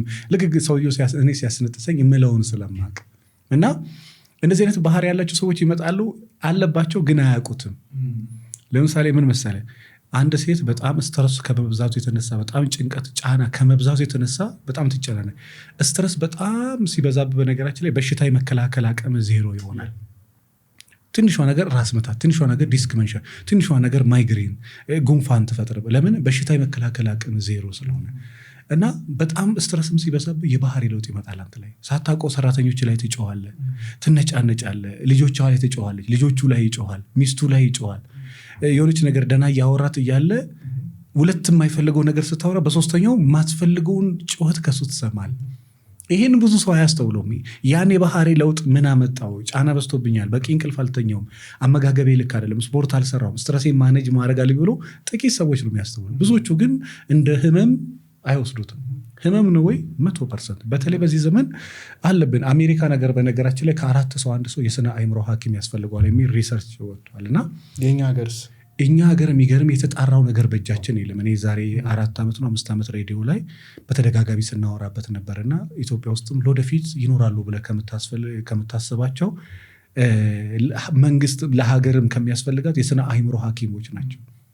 ይህን 100% እርግጥ ያኔ ስናወራበት ነበር። አሁንም እውነትም እየሆነ ያለው እሱ ነው። በጣም ሳይኮሎጂስት ጋር ሳይካትሪስት ጋር የሚሄዱ ሰዎች ቁጥራቸው በጣም እየበዛል። ለምን መሰለህ? ኢንቫይሮንሜንታል አፌክት አለ። አካባቢያዊ፣ ሶሻል ሚዲያዊ፣ ፖለቲካዊ የእንትን ተጽዕኖዎች አሉ። የስራ ስትረስ አለ። አሁን ከትላንትና የተሻለ ሰዎች በብዙ ነገር የመጠቃት እድላቸው ከፍ ያለ። በፊት ቴሌቪዥን አለ የለም፣ ስልክ አለ የለም፣ ሬዲዮ አለ የለም። በቃ የምትሰማው የሚያስጨንቅ ምንም ነገር የለም። ሰላም ሆነ ስራን ሰርተህ ትገባለህ። በቃ ናቹራል ነገር ብቻ። አሁን ፈልግህም ሳትፈልግም የምትበላው የምትፈልገው ነው ማትፈልገውም ነው።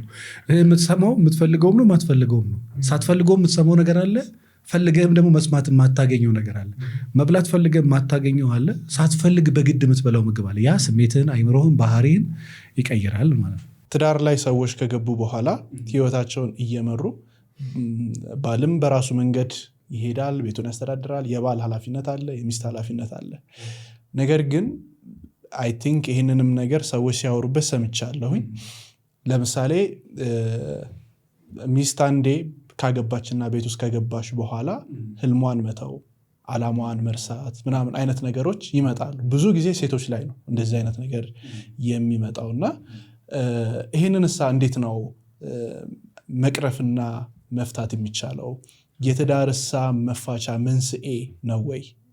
አንተ እሷን ከማግኘት በፊት እሷም እሱን ከማግኘቷ በፊት የሆነ ዓላማ አላት እና እሱን ካገኘች በኋላ ደግሞ ሌላ ዓላማ ይኖራታል። ዓላማው የበፊቱ ብቻ አይደለም።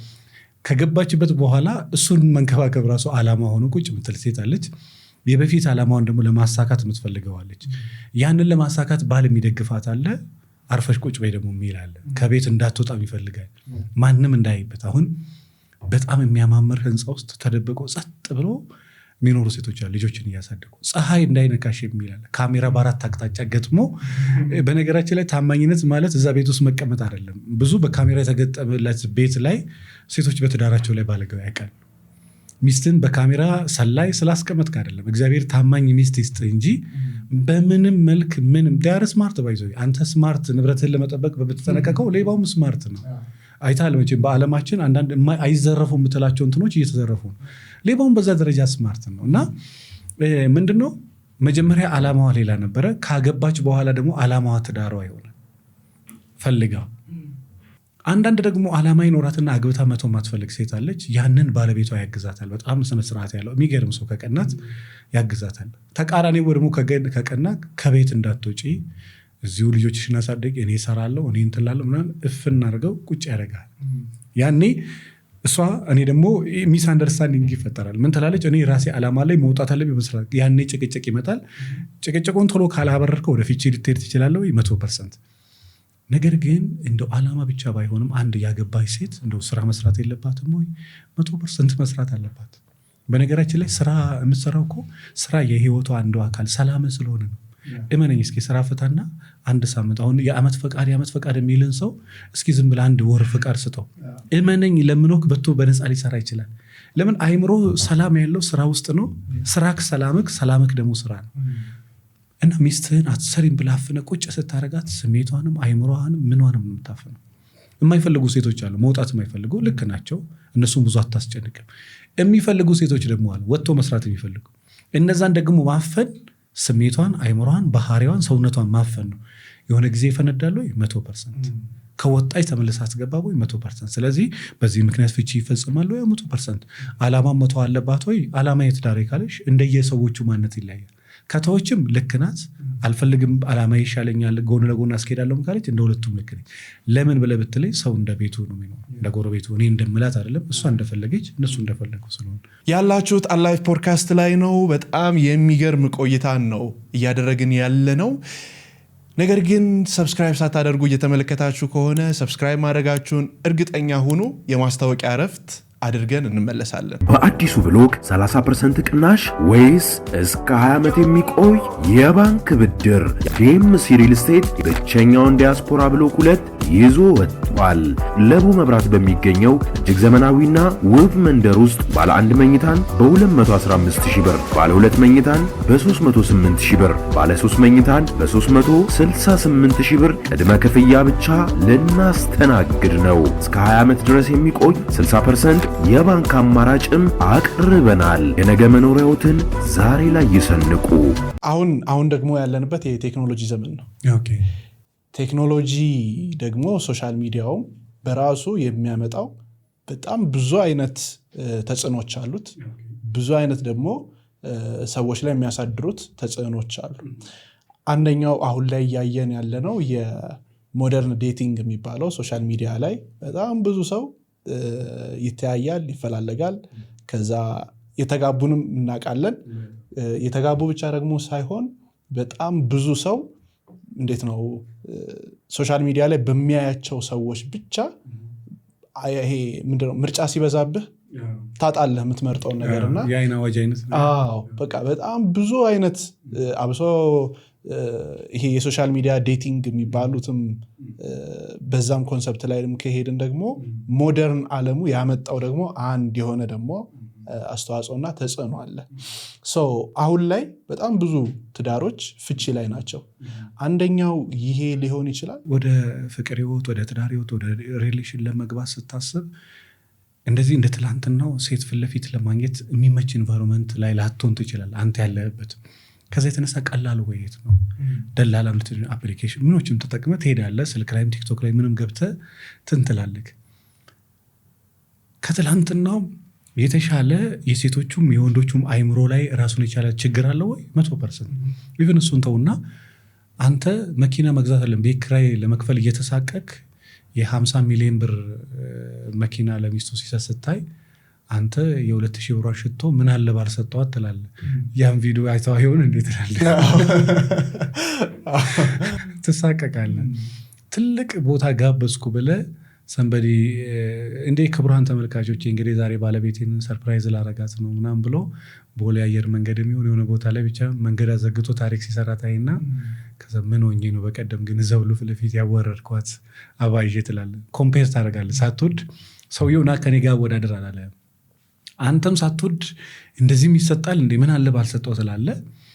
እሷም እንደዚህም ይሰጣል እንዴ መቼ ነው እንደዚህ አይነት ወንድ የሚቀናኝ? ወይ ደግሞ ምን አለ እንደዚህ አይነት ቢሆን አንተ አለ እዛ ጋር ምን አለ ሀብታም ሆኖ ቢሆን ጥሩ ነገር አለው እኮ ምላስ አለው፣ ጸባይ አለው፣ ልብስ አለው፣ ቁመና አለው ምናምን ጥሩ ነው። ግን ምላስ ብቻ ሆነ ምን አለ ሀብት ቢኖረው? አይ ዳይሬክት ያን የፈጠረባት ምንድነው ሶሻል ሚዲያው ነው። ይሄ ቴክኖሎጂው ራሱ ቅድም ብያለሁ ኢንቫይሮንሜንታል አፌክት ሶሻል ሚዲያዊ ተጽዕኖ በምን ላይ? በፍቅር ህይወት ላይ፣ በትዳር ህይወት ላይ፣ በአንተ ማንነት ላይ በደላላ ማግባ በምንም ማግባ ካገባ በኋላ አንተ የምትኖረው እንደ ቤት ነው። እሱ 100 ሚሊዮን አይደለም ሀገር ገዝቶ ሊሰጣት ይችላል። ያ የሱ ነው። እኔን ወዳ እስከተቀበለች ድረስ የምንኖረው እንደ ቤቴ ነው። አልፈልግም ካለች ደግሞ ዋይናት መጀመሪያ ምን ያልነበረችም ሂጂ ትላለህ። ከዛ ደግሞ ሌላ ትመጣለች። አቅምህን ምንን አውቄ ሲጀመር በነገራችን ላይ ሰውን ከወደድከው የምትወደው ልቡ ነው ፊቷ ምናምን አይደለም። እኔ አሁንም በጣም ብዙ ሚሊዮን ሰው ምን ይሳሳታል መሰለኝ መልኳን ያያል፣ ፀጉሯን ያያል፣ ቅንድቧን፣ ከንፈሯን፣ ንግግሯን ምናምን ያያል። ምን ይረሳል ብለህ ብትል ልቡን መውደድ የነበረብህ እኮ መጀመሪያ ልቧን ነው። ልቧን ከወደድከው ለምን ሽንኩርት ነጋዴ አትሆንም? ከፍ ብላን ለምን ባለስልጣን ልጅ አትሆንም? ምንም ችግር የለም። ነገር ግን ልቧን ያልወደድካትን ሴት መልኳ ቢያስደነግጥ ዋው የአብርሽ እኮ ብትባል የጸግሽ እኮ ከየት ነው ያገኛት ቢባል ምን ዋጋ አለ? እና መጀመሪያም የመጨረሻም አንድ ልታይ የሚገባ ነገር ቢኖር ልብ ነው። በነገራችን ላይ ባለሙን ታውቃለህ እግዚአብሔር ከወደደክ ስለ አንድ ነገር ነው የሚወድ ስለ ልብ ነው። ከጠላህ የሚጠላ ስለ ልብ ነው። አቤልና ቃየል ሁለቱ ለእግዚአብሔር መስዋዕት አቀረቡ ይላል። እግዚአብሔር ወደ አቤልና ወደ መስዋዕቱ ተቀበለ ተመለከተ። ሁለቱም ልጆቹ አይደሉም? ለምንድን ነው የአቤልን የወደደው? ልቡ ንጹህ ስለሆነ። ዳዊትን ቀባው ብሎ ላከው፣ ሳሙኤልን ላከው እና የመጀመሪያ የእሴይ ልጅ በጣም ቁመናው ጸጉሩ የሚያምር ልጅ ነበርና እንደውም ንግግር አሳማሪ ነው ይላል። በጣም ምላሰኛ ሚንስ በቃ የማሳመን አንዳንድ ሰዎች አሉ አይደለ ከሚኖሩት በላይ ነው የሚያወሩት እና ማውራትና መኖር ደግሞ ይለያያል። እና ከዛን እግዚአብሔር ቀጥታን የተናገረው ምን አለው? መልኩንና ቁመናውን አትይ እኔ ንቄዋለሁና ይላልና ከዛን ምን ይላል ቀጥሎ ሰው እንደሚያይ እግዚአብሔር ያይም ሰው ፊት ያያል እግዚአብሔር ልብ ያያል ይላል እና ሚስት ከሰጠህም እግዚአብሔር እሱ መርጦልህ ከሆነ የሚያይልህ ልቧን ነው። አንተ ደግሞ ፊቷን ከሆነ የምታየው በቃ ሪስኩን አንተ ትወስዳለህ። አይተ ግን መግባት ያለብህ እኔ ምንዋን መልኳ እኔ ምን ለመሰለ እንደዛ ማለት ቆንጆ አግብቼ ቆንጆ ልጅ ይኖራለሁ ብሎ ቆንጆ ያልወለዱ እናውቃል። የተማረ ሰዎች ተመራርጠው ፒኤችዲያቸውን የሰሩ ሰዎች ተጋብተው ድንዝዝ ያለ ሰው ወልዶ ያውቃል። ያ የተማረ ችግር ልትፈጠር ትችላል። የተማረ ልጅ ወልዳለሁ ግን አትልም። እንደውም ብዙ ጊዜ የእሳት ልጅ አመድ ይባላል። በጣም የሀብታምና የሀብታም ቤተሰብ ተመራርጦ ይጋባና ሀብታም ልጅ አትወልድም እና አንተ እንደሰራው ካልኩሌሽን አይደለም። ህይወት ደግሞ የራሷ ነገር አላት። ወደ ምትፈልገው ማምጣት ትችላል። ዞሮ ፖይንት ምንድነው? ራሱን የቻለ ተጽዕኖ አለ ወይ? 100%። በዚህ አጋጣሚ ግን ሚስት ስትመርጥ የመጀመሪያውም የመጨረሻውም በቃ ልብ ከሌላት በቃ ልቧን ካልወደድከው እመነኝ ትቅርብ። በቃ እሷም ሴትም በነገራችን ልትቀየር እኮ ትችላለች። ነገ ትቀየር። የዛሬ 10 ዓመት እስኪ አንተ እድሜ ስጥና 10 ዓመት ኖርና የዛሬ 10 ዓመት ደግሞ መፍትሄ። አንዳንድ ሰው ኢማጂኔሽን አለ። አይ ለወደፊት እንዲህ ትሆናለች፣ አይ ለወደፊት እንዲህ ይሆናል፣ ለወደፊት መቼ አየኸው? እሱ ነገ ልትሞት ትችላለህ እኮ። እኔ ምን አውቃለሁ መሰለህ፣ ቢሮዬ 2 ከስተመሮች አሉና ትንሽ አለመግባባት መካከላቸው አለ። በጣም በሚያስደነግጥ ሁኔታ በድንገት አደገኛ የልብ ኬዝ ገጠመው። እሱ በቃ ሊሞት እስከሚችል ድረስ እዛው ነው ወይስ ኖ በቃ በዛው ልክ ሊጋቡ ወር ቀርቶ የልብ ኬዝ እሷ በ15 ቀን ነው በሳምንቱ ስትመጣ በቃ ይቅርብኝ አለች። ዋይ ቤተሰቦቼ እምቢ አሉ። የልብ ኬዝ አለ። ኧረ እንደዛ አትበይ እንዲህ ነው። በዛ ላይ ደግሞ በጣም አማኝ ናት። 2016 እሷ ሞተች፣ 2017 እሷ ገባ። እሷ ቀደመች ሞተች። ምንድነው አንዳንድ ጊዜ አትመነው ብዙ እምነት ከሌለክ ግን ትንሽም ቢሆን እግዚአብሔርን መፍራት ግዴታ ነው። በቃ ብዙ ከቻልክ ብዙ ፍራ እግዚአብሔርን። በቃ ህይወት እሱ ስለሆነ የጥበብ መጀመሪያ እሱ ስለሆነ ሌላው ቢቀር ግን ትንሽ ደግሞ እግዚአብሔርን ፍራ። በአንተ ኳልኩሌሽን ብቻ አይሆንም። እሷን አሁን በሚችለው አቅም ፕሊስ ብያታል። እሱ 2017 በጣም የምታስደነግጥ ልጅ ነው ያገባው እና ምንድነው የዛሬ 10 ዓመት እንዲሆናል ቢዝነሴ መኖሪያ ቤቴ ካልክ አንተ ፈጣሪ ልትሆን ነው። ልትደርስ ትችላለህ። እግዚአብሔር እድሜን አጭር ሊያደርገው ይችላል። እድሜ የሚሰጠው እሱ ነው። መጽሐፍ ቅዱስ ዛሬን ኑር ነው። በቃ ነገ የራሱ ጭንቀት አለ። በቃ ዛሬን ተመስገን ትላለህ። ደስ የሚል ቀን ታሳልፋለህ፣ ትጸልያለህ፣ ትለምናለህ፣ ለሰው በጎ ትውላለህ፣ ለነፍስ የሚጠቅመውን ትሰራለህ። ከዛ በተረፈ ነገ ለእግዚአብሔር። ከዛን እንደዚህ ስትሆን ምን ትሆናለህ? መጽሐፍ ቅዱስ ኢዮብም አረጀ እድሜ ጠግቦ ሞተ ይላል። ያንን ትሆናል። አለበለዚያ ግን የዛሬ 10 ዓመት ታስቸግረኛለች፣ የዛሬ 10 ዓመት ቢዝነስ ኢኮኖሚ በቃ ካልክ ነገ ለእግዚአብሔር ነው። ሜቢ ይሄኛው ብዙ ጊዜ ሲወራበት ሰምተን ሊሆን ይችላል። በትዳር ላይ ሚስት የበለጠ ገቢ ካላት ከባል ጋር የበለጠ ኮንፍሊክት ውስጥ የመግባት እንትን አላት። እድሉ በጣም ከፍተኛ ነው። አሁን ደግሞ ስናይ ደግሞ በጣም ብዙ ሀብታም የሆኑ ሴቶች በገቢ ባላቸውን የሚበልጡ እየተፈጠሩ ነው፣ እየመጡ ነው። አንዳንዴም ደግሞ ቀረብ ብለህም ደግሞ ስታወራቸው እነዛን ሴቶች እየሰሩ ነው፣ የተማሩ ናቸው ምናምን፣ ያላገቡት ማለት ነው። ለምንድን ነው ምናምን ብለህ ቀረብ ብለህ በደንብ ስታወራቸው አሁን ላይ በቃ ፋይናንሻሊ ፍሪ መሆን ነው የምፈልገው፣ ካገባው በኋላ ፍሪ ከሆንኩኝ ከእሱ የሚመጣውን ነገር አልፈልግም። ገባ? በቃ አንዳንድ ሴት የሚያገቡት ፋይናንሻሊ ፍሪ ለመሆን ይሄ ዲፔንድ መሆኑ እንዳለ ሆኖ ነገር ግን ገንዘቡ ቢመጣ ደግሞ የመፋቻ ምክንያት እንዳይሆን ነው። ሴቶች በትዳር ውስጥ በፋይናንስ ምን ያህል ነው ባላንስ መሆን ያለበት? እንዴትስ ነው ባልና ሚስት በገንዘብ ጉዳይ ላይ ማውራትና መነጋገር ያለባቸው? እኔ እንደውም በጣም መጨነቅ ያለብህ አይምሮዋ ከገንዘቡ ከቀደመን። አሁን ብዙ ሰው ገንዘብ ይቀድማል፣ ከዛ አይምሮ ቀስ ብሎ ነው የሚያደርገው። በገንዘብ ሳትፈልገውም ፈልገውም ድንገት ልታድግ ትችላል። በአይምሮ ግን ባነበብከው መጠን፣ በተማርከው መጠን፣ በተረዳው መጠን የላይፍ ኤክስፒሪየንስ ተደማምሮበት አይምሮን ያሳድገዋል። በአይምሮ ያደገች ሴት ገንዘብ ከሷ በታች ነው አይደለም? በታች ነው። በአይምሮ ያደገ ወንድ ገንዘብ ከሱ በታች ነው አይደለም? በታች ነው።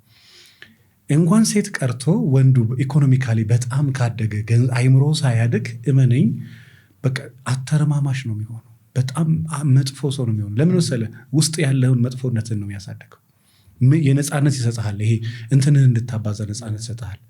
አይምሮ ግን ካደገ ኖሮህም ያውነ አሁን እኔ አዲስ አበባ ላይ ሚዲያ ላይ ብዙ ባለሀብቶች አያሉ በጣም ሂዝ ሚሊየነር የገጠመኝን አንድ ነገር ልንገር። በጣም ሚሊየነር ነው ያገባችው፣ ግን ስታገኝ በጣም ደሃ ነው። የከተማው ግን አለ የተባለ ሚሊየን። እንዴት መሰል ያገኘችው? የሆነ ቦታ ለሆነ ቀጠሮ ተጠርቶ እየሄደ ያለ እሷ ፕሊስ የሆነ አቅጣጫ አሳየኝ እንዲልና ስልኩ ምን እየዘጋበት ያስቸግረዋል። ከዛም ምን ታደርጋለች ያቺ ሴት? ተረጋግታ በጣም ቆንጆ ናት፣ በጣም ደስ የምትላት እና የያዘው መኪና ራሱ ያን ያህል የሚያስደነግጣለም የወረደ መኪና። ሂዝ እኮ ሚሊየነር። ከገራጅ ቤት መኪና ተሰጥቶት የእሱ ያልሆነ መኪና ነው ይዞ ላሁን ፒክአፕ። ተረጋግታ ታወራለች። ነው እንደዚህ ይመስለኛል። አፕ ደግሞ ስልኬ ላይ እንትና ስልክ ዘጋበኝ፣ እዚህ ውስጥም ደግሞ ቻርጅ አያደርግም፣ ግራ ገባኝ ምናምን። አውቆ ነው ወይንስ ነው? የእውነቱን እንጂ የእውነቱን። በጣም ተረጋግታ በጣም በቀናነት በጣም በመልካምነት ትመልስለታለች። ሜቢ እሺ ወሳኝ ጉዳይ ከሆነ ላግዝ ትለውና በመኪናው ትሄድና ጉግል ማፕ እንትን ከፍታ አቅጣጫውን ታሳይና አርሳው ትመለሳለች። ከሱ ወደ 200 ሜትር የሚርቅ ነውና አርሳው ትመለሳለች። ስልኳን ይቀበላል፣ ይገናኛሉ፣ ያወራሉ። እሱ ሚሊየነር በቃ የዘጋ ሚሊየነር መሆኑ ያወቀችው በኋላ ነው።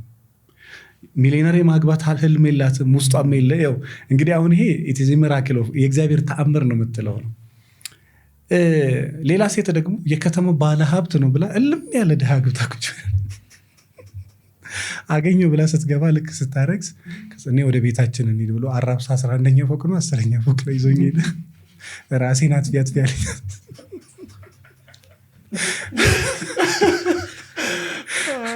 ልዝለል ሰው ነው ያዘኝ።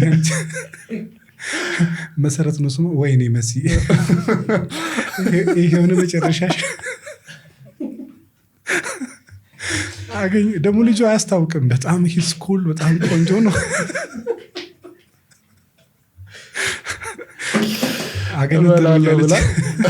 አገነተሩኝ አለች።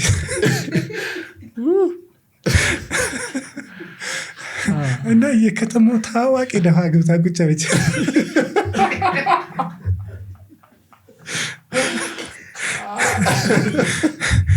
ደሃ ማግባት እኮ ችግር ሆኖ አይደለም። ልጅቷ በቃ ከታች ጀምሮ ህልሟ ሚሊየነር ማግባት ነው።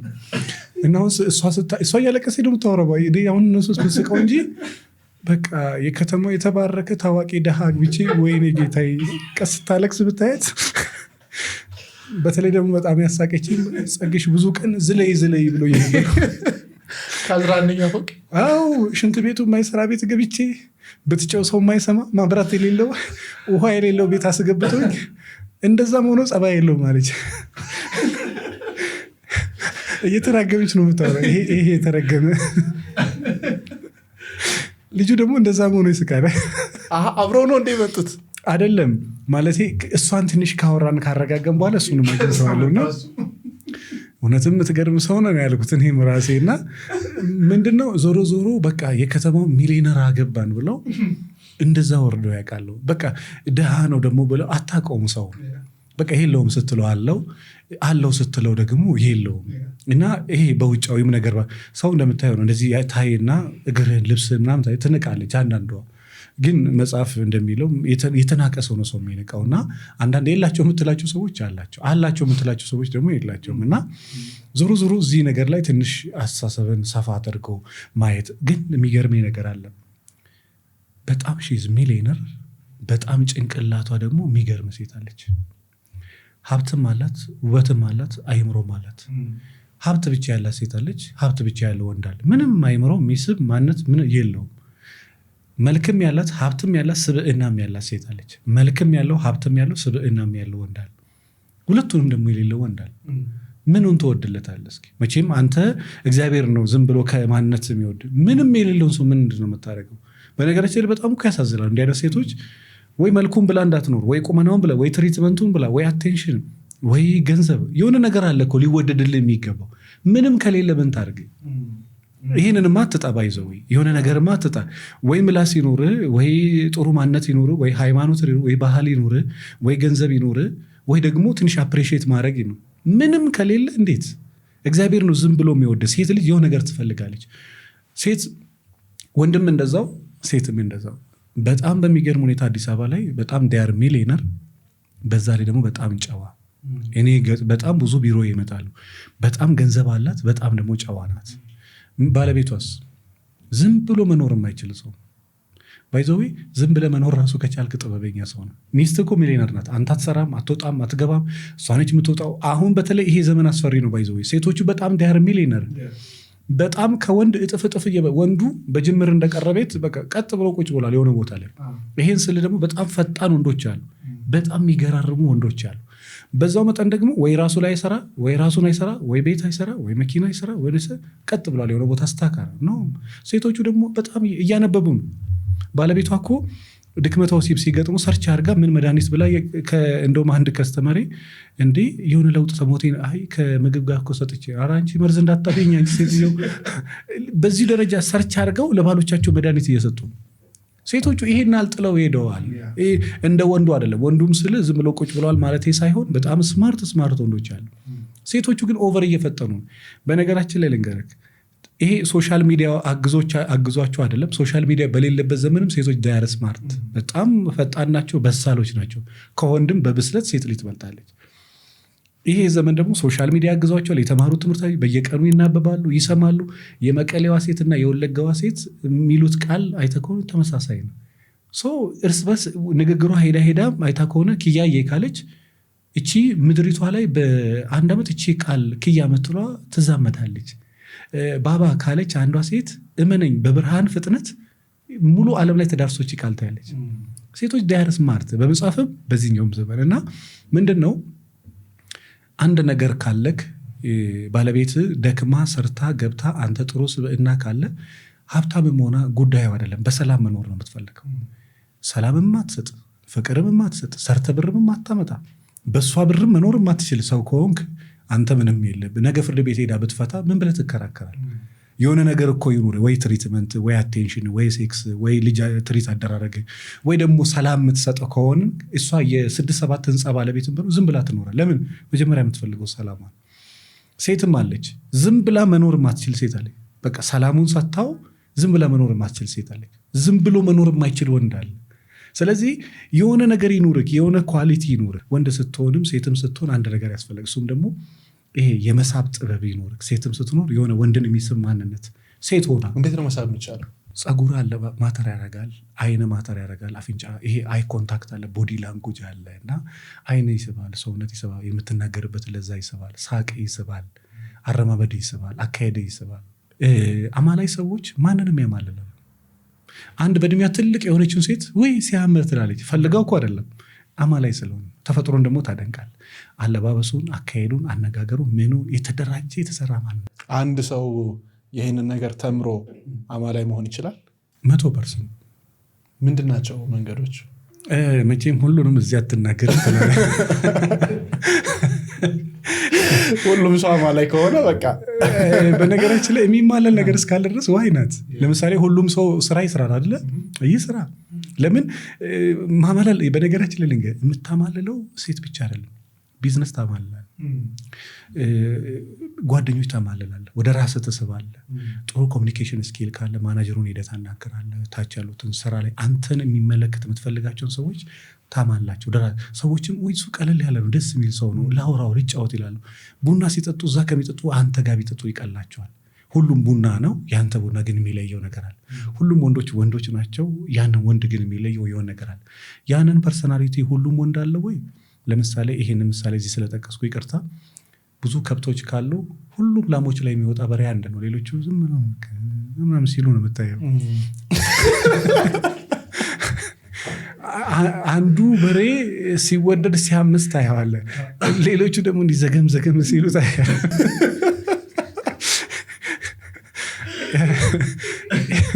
ይሄንን ሰዎች ያው ፖዚቲቭሊ ቢያዩት እንደዛ ሁን፣ እንደዚህ ኮርማ አይነት ሁን ማለት አይደለም ነጥቤ። ግን ስታማል ሁሉንም ትስባለህ። አንተ የምትፈልገው አንድ ነው። ለምሳሌ መረብህን የምትዘረጋው አንተ የምትፈልጋትን ለማጥመድ፣ አንተ የምትፈልጋትን ካጠመድክ በኋላ መረብህን ጠቅላላ አድርገውና ቁጭ አድርግ፣ የራስን ይዘህ ዘውር በል። እንደ በሬው ሁሉም ጋር እንትን አትልም፣ ያው በሬ ስለሆነ ነው። እዚህ ጋር ደግሞ ሰው ስለሆነ ነው። ስለዚህ ይሄ ካምፓኒ ያንተ ነው፣ የሚያድገው ያንተ እውቀት ያህል። እመነኝ፣ ከአንተ እውቀት በላይ ያድግ። እውቀትን ትንሽ ስታሳድገው ትንሽ ያድጋል። አሁንም እውቀት ስታሳድገው ያድጋል። አለበለዚያ በቃ ያቺን ያህል ትጠናለህ የምታደርገው ያንን ያህል ትንሽ ካሳደገው ከዛ በላይ ያድጋል። ስለዚህ ምን ነገሮች ናቸው አሁን ለምሳሌ አንድ ወንድ ጋር የሚሆን አንድ ሴት ጋር ይሄው የማማለል ጥበብ ካራክተር አይደለ ቢውልድ የሚደረገው ካራክተር ደግሞ የሚፈልጋቸው ኤሌመንቶች አሉ። ላይክ ለምሳሌ አሁን አንድ ስፖርተኛ እንዲሆን ዝም ብሎ ጂም ስለገባና ስለሰራ ብቻ የስፖርተኛ ሰውነት አይኖረውም፣ የሚፈልገውን ሰውነት አያመጣም። ልክ እንደዛ የሚፈልጋትን ሴት አማሎ አንድ ወንድ እንዲያገኝ ወይንም አንድ ሴት የምትፈልገውን ወንድ አማላ እንድታገኝ ካራክተሩ እንዴት ነው ቢውልድ የሚደረገው? በቃ አንድ ስማርት ወንድ የምትለው አለባበሱ፣ አነጋገሩ፣ አካሄዱ እያንዳንዱ ነገር በጣም ራሱ ላይ ኢንቨስት መቼም ቢሆን የማይከስር ሀብታም በቃ ራሱ ላይ ኢንቨስት። ክርስቲያኑ ለምንድን ነው ዓለም የምታደንቀው? ራሱ ላይ ነው ኢንቨስት። በበረዶ ፈልጎ ይመቻል አይመችም። በማይመች ውስጥ ራሱን የሰራ የዓለም ህዝብ የሀገር አይደለም የዓለም ህዝብ አለማውራት አትችልም። ሰውዬ በዛ ደረጃ ነው ራሱ ላይ ኢንቨስት ያደረገው። ወንድም ስትሆን መቼም ቢሆን ማትከሰው ይሄ ሰውነት ቦርጭ ተዝረክርኮ ምናምን የተሸጠች ላመስለ ምናምን ብለ እሷ በተጸላ ጸባይ ቢቀያየር አይገርምም። ሰው እስከሆንስ ድረስ ያው ራስን መጠበቅ በጣም ጠቃሚ ነው። ዞሮ ሴትም ስትሆን በጣም ከተማ ውስጥ ብዙ ሺህ ሴቶች ወንድ ወደ እሷ መጥቶ አይደለም ያገባው፣ እሷ ወደዛ ሄዳ አማላ የራሷ አርጋታ። እኔ ይሄን ሺህ ሴቶች ላይ ያውቃል። አሁን ሰው ምን መሰለ በቃ ያማለኝ ወይ ላገኝ። እግዚአብሔር ከሰማይ ዱባ ያደርግልህ። መሄድ አለብን፣ የምትፈልገው ቦታ መሄድ አለ። ከዛ በተረፈ መልክህን መጠቀም አለ፣ ቁመና መጠቀም፣ አለባበስን፣ ጠረንህን ለመሰለ ተመልሶ አይመጣም ይሄ ሰውነት። እመነኝ በቃ የዛሬ ይሄ ሰውነት ይሄ መኪና የሚያምርብህ የዛሬ 10 ዓመት ሬንጅ ሮቨር ዛት ማች ስሜት አይሰጥም። ትልቅ አዛውንቶች ሬንጅ ሮቨር ይዘው አይታል። ለምን ከእድሜ ጋር ሄድማ በቃ ይሄ እድሜ ነው በጣም ልብስ የሚያምርብህ፣ መኳኳልም፣ ራስን መጠበቅም፣ በወጣትነት ስፒሪቹዋሊ ስትሮንግ መሆን ይሄ እድሜ ነው። ሁሉ ነገር ብልቅልቅ ካለ ከደከምክ በኋላ የሚያምርብህ ያ ነው በዛ ቦታ የሚመቸው። ስለዚህ በዚህ እድሜ ላይ ራሷን ብትጠብቅ፣ ብትለብስ፣ ብትኳኳል ምናምን ብትል የሚያምርባት ታይም ኢቭን እኔ አሁን በዚህ ዘመን የቆንጅና ችግር የለም። ይሄን ስል እንግዲህ ስለማማለል ሳወራ ስለፊት ብቻ አይደለም። ፊቷን አይተ ተደንቀ ልቧን አይተ የምትበረግግ ሴት መሆን የለበትም። እሷ አንዳንድ ወንድ ገጥሞ ከሆነ ወይ ሴቶችም ራሱ ይላሉ ጸግሽ እንደዚህ መልኩን አይቼ ደንግጬ ሲያወራ ሲስቅ አይቼው በቃ በርግጌ ጠፋው ስልኩ እንዲሌት አደረኩ። ሰውየው ምን አለው መሰለኝ የመሳብ አቅም አለው፣ የመያዝ አቅም የለውም። የማቆየት አቅም የለው። ታንክ ዩ። የመሳብ አቅም ካለ የመያዝ አቅም ከሌለ ሴቶች ይመጣሉ፣ አትራክት ታደርጋቸዋለህ፣ አይቀመጡም አንተ ጋር። የሚይዛቸው ነገር የለም። በቃ መያዣውን አልሰራህም። መስራት ደግሞ ያለብህ ይሄ የሚስበውን ይሄ ዘፈርስት ኢምፕሬሽን የሚባለው የሚስበውን አንድ ከዛ የሚያስቀረውን ሁለት። አንዳንድ ሰዎች ጅስት እንደ ማግኔት በብርሃን ፍጥነት አንተ ስትንሰፈሰፍላትን የነበረች ሴት በእጃቸው ያስገባል። ወር ግን አይዟት። በቃ ክሎታቸው የመሳብ ነው፣ የመያዝ አቅም የላቸው። ኢቭን እንኳን ከስተመር በጣም የሚስቡ ግን ከስተመር የማይዙ ሰዎች አሉ። በጣም ደግሞ መሳብ የማይችሉ መያዝ የሚችሉ ሰዎች አሉ። ስለዚህ አንተ ሁለቱንም ክህሎት ቢኖር፣ ልብም ቢኖር፣ ስብዕናም ቢኖር፣ የተደራጀ አለባበስ፣ እርጋታ፣ ታማኝነት፣ ቅንነትን ቢኖር፣ ይሄ የምናወራው በነገራችን ላይ ሰው ራሱ ላይ እንዲሰራ ነው። ይሄ የሚጠቅመው ለሷ ነው፣ ይሄ የሚጠቅመው ለሷ ነው። አንተ ራስን በተጠብቅ ለሴት አይደል ለራስ። እኔ አሁን ሱፍ የምለብሰው ለሴት ብዬ ነው ወይ ደግሞ ለወንድ ብለህ ነው አይደለም። የምትሰራውን ነገር ምሰለው ለራስ ስትል ነው። ሰው ለራስ ስትል ካረካው ሰዎች ዋው ደስ ይላል ይላል፣ ዋው በጣም ደስ ትላለች፣ ደስ ይላል። እንዴ ባለትዳር ሴትን እኮ ታደንቃለህ። ዋው ደስ ስትል በጣም መልካም ሰው፣ ቅን ሰው፣ እርጋታዋ ደስ ይላል ትላለህ። ፈልጋት እኮ አይደለም፣ ተፈጥሮዋን በዛ ደረጃ ራሷ ላይ ሰርታለች። የሆነን ወንድም እኮ እንዲህ አይተህ ታደንቀዋለህ። ሌላ ነገር አስባለሁ ያው ደስ ሲል ዋው ትላለህ። ነገር ግን ዛት ማች ቫልዩን ሰጠዋለ ነው ብዙም ያናሃል። ለምን የስራ ኢንቫይሮንመንታችን አይመችም፣ በቃ ለዚህ ስራ ፈት መሆን አለብን ነው። ስራ ፈት መሆን አይጠበቅብን። እኔ ምን አውቃለሁ መሰለክ፣ አንድ ከስተመሬ ባንክ ነው የምትሰራው። አጠገቧ ያለ ሰው በጣም ኩል ሰው እና ገራይ ቤት ደግሞ መኪና ሰርቪስ የሚያደርግላት ሰው አለ እና በጣም በሚገርም ሁኔታ ከዚህ ሰውዬ ጋር አልተስማማችም። ያ የገራጅ ቤቱ ሰው በጣም ደስ የሚል ሰው ነው። እንደዛ እንትንም ብሎ የሆነ ነገሩ ብቻ የሆነ አትራክት የሚያደርግ ሰው። እሷ ሴት ማን ሰው ማመን እስከሚያቅተው ድረስ ያን የገራጅ ቤቱ ልጅ ነው ያገባችው። እንዲህ ቁልፍ ሲሰጣት እንዲህ ነው የሆነ ትትና አየችበት። የሆነ ትትና ቅንነት፣ አትጨናነቂ፣ ቅድም ስልክ ስታወሪ የሆነ ትንሽ ተረብሸሽ ላይ የሆነ ጀስት ሪላክስ፣ ብዙም ራስሽን አታስጨንቂ። እንዴት አወራኝ እንደዚህ እንዴት እንደዚህ ሊረዳኝ ቻለ? ደንግጣ የሆነ ቀንም መኪናዬን እግሩ እንትን ድምፅ አለው በዚህ በኩል ቼክ ስታደርግ የሆነ ነገር ጣል ያደርጋል፣ የሆነ ነገር ጣል ያደርጋል። በሚያስደነግጥ ሁኔታ የሱ ሚስት ናት። አሁን ሁለተኛ ልጅ አላት። የሆንክ ገራይ ቤትም ድንጋይም ተሸክም ምንም ስራ የትም ቦታ ላይ ሆን ስራ ክቡር ያለህበት ቦታ ግን የሆነ ክህሎት ካለ አትታይም። የታየቀን ግን ቦታ እዛ ነው 100%። ግን በጅምር እንዳለቀ ቤት ራስ ላይ በጣም ኢንቨስት ማታረግ፣ ራስ ላይ ማትሰራ፣ አነጋገር ላይ፣ አለባበስ ላይ፣ አካሄድ ላይ፣ አይምሮ ላይ፣ ውስጣዊ ኳሊቲ ላይ ማትሰራ ከሆነ ዛሬ ተፈልገ ከሆነ እመነኝ ነገ ከማርኬቱ ትወጣል። ምን እኮ ኖኪያ ስልኮች እኮ በፊት ስለ ተች ሲወራ ምን ነበሩ? ይስቁ ነበር። አሁን ከማርኬት ዳይሬክትም ኢንዳይሬክትም ትወጣል። ሳትወድ በግድ ትወጣል። ይሄ ግን ሰው ውስጥ የሆነ ቦታ እንድትቆይ የሚያደርግ በየቀኑ ራስን አፕዴት የምታደርግ ከሆነ ግን ቅድም እንደነገርኩ በጅምር እንደቀረ ቤት በቃ ጸጥ ብለህ በቃ ሀብታም ነኝ በቃ እንትን ነኝ በቃ የተማርኩ ላይ ቁጭ ካልክ ልክ እንደዚህ በጣም የሚገርሙ እንግዶችን ወደዚህ እያመጣን የሚገራርሙ ትምህርቶችን እየተማርን አብረን እንቆያለን። በነገራችን ላይ ምርትና አገልግሎት ያላችሁ ሰዎች በዚህ ፖድካስት ላይ ማስተዋወቅ እንደምትችሉ መግለጽ እወዳለሁ። በአዲሱ ብሎክ 30% ቅናሽ ወይስ እስከ 20 ዓመት የሚቆይ የባንክ ብድር ዴምሲ ሪል ስቴት ብቸኛውን ዲያስፖራ ብሎክ 2 ይዞ ወጥቷል። ለቡ መብራት በሚገኘው እጅግ ዘመናዊና ውብ መንደር ውስጥ ባለ 1 መኝታን በ215,000 ብር፣ ባለ 2 መኝታን በ308,000 ብር፣ ባለ 3 መኝታን በ368,000 ብር ቅድመ ክፍያ ብቻ ልናስተናግድ ነው። እስከ 20 ዓመት ድረስ የሚቆይ 60% የባንክ አማራጭም አቅርበናል። የነገ መኖሪያዎትን ዛሬ ላይ ይሰንቁ። ወደ ትዳር ከመገባቱ በፊት ወንድም ይሁን ሴትም ትሁን ማየት ያለባቸው አሁን የማማለልን ጥበብ ነገርከን። እሺ ያ ሰው መጣ ወይንም ደግሞ የምትፈልገውን ወንድ አማላ አመጣችሁ ወይንም አማላ አመጣት። የመጡት ሰዎች ምን አይነት ነገሮችን ነው ማየት ያለባቸው? አማላዮቹ ሳይሆኑ ተማለው የመጡት ይሄ ሬድ ፍላጎች አሉ አይደል? በቃ ይሄ መሆን የለበትም የሚባሉት። ቴንክ ዩ በጣም እንግዲህ ሰውየው ስላማለለ ብቻ አትማለልም። አንተም የምትማለለው ያየውን ነገር አይተህ ነው። ያየችው ነገር ላይ ምን ትጨምር ብለህ ብትለኝ የመጀመሪያውም የመጨረሻውም ቅድም እንደነገርኩ ልብ በቃ ዝም ብሎ ስለ ሳባት ብቻ አንተ እኮ ስለ ሳብ ብቻ ገመዱን ትበጥሰዋለህ ወይ እጅህን ትለቀዋለህ እንጂ ዝም ብለህ አትሳብም። የተሳብከው የሆነ ነገር አይተህ ነው። የተሳብከው የሆነ ነገር አይተህ ከሆነ ደግሞ እንደ ተጨማሪ ልታየው የሚገባ ነገር ሌላው ተጨማሪ ነገር ቢኖር ስሜቶቹ ብንሰለም እየቆዩ ሲሄዱ የእውነት ይሁን የውሸት የሰዎች ታውቃቸዋለህ። በቃ አንተን ፈልገው ነው ወይስ አንተ ያለህን ነገር ፈልገው ነው ታውቃቸዋለህ።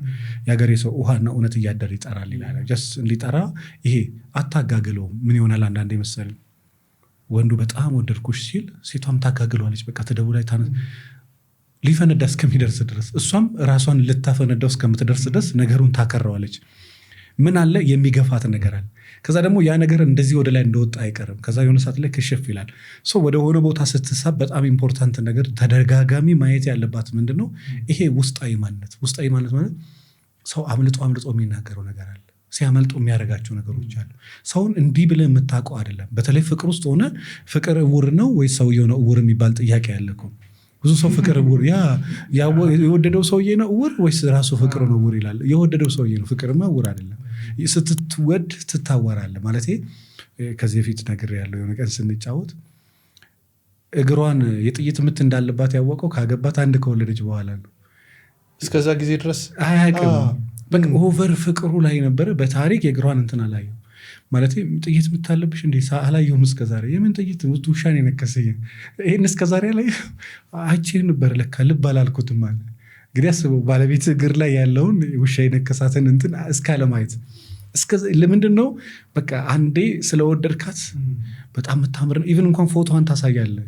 አንዳንድ ጊዜ ጓደኞች ገጥሞ ያቅም በቃ በጣም ነው የምታምር ብለህ ስትል ጓደኛ ያይና በውስጡ እየሳቀ በጣም ታምራለች ይላል።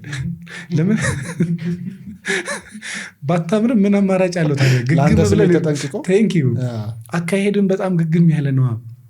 በቃ በጣም እንትን ብለክ በቃ በጣም ነው የምታምረው ስብዕና ብላምን ስለምትል አንተም መደገፍ ስላለበት ባታምርም ራሱ ታምራለች። ከዛ ደግሞ ሴቷም ወንዱ ጋር ትሄድና በጣም የሚገርም ነው ብላ ትስላለች።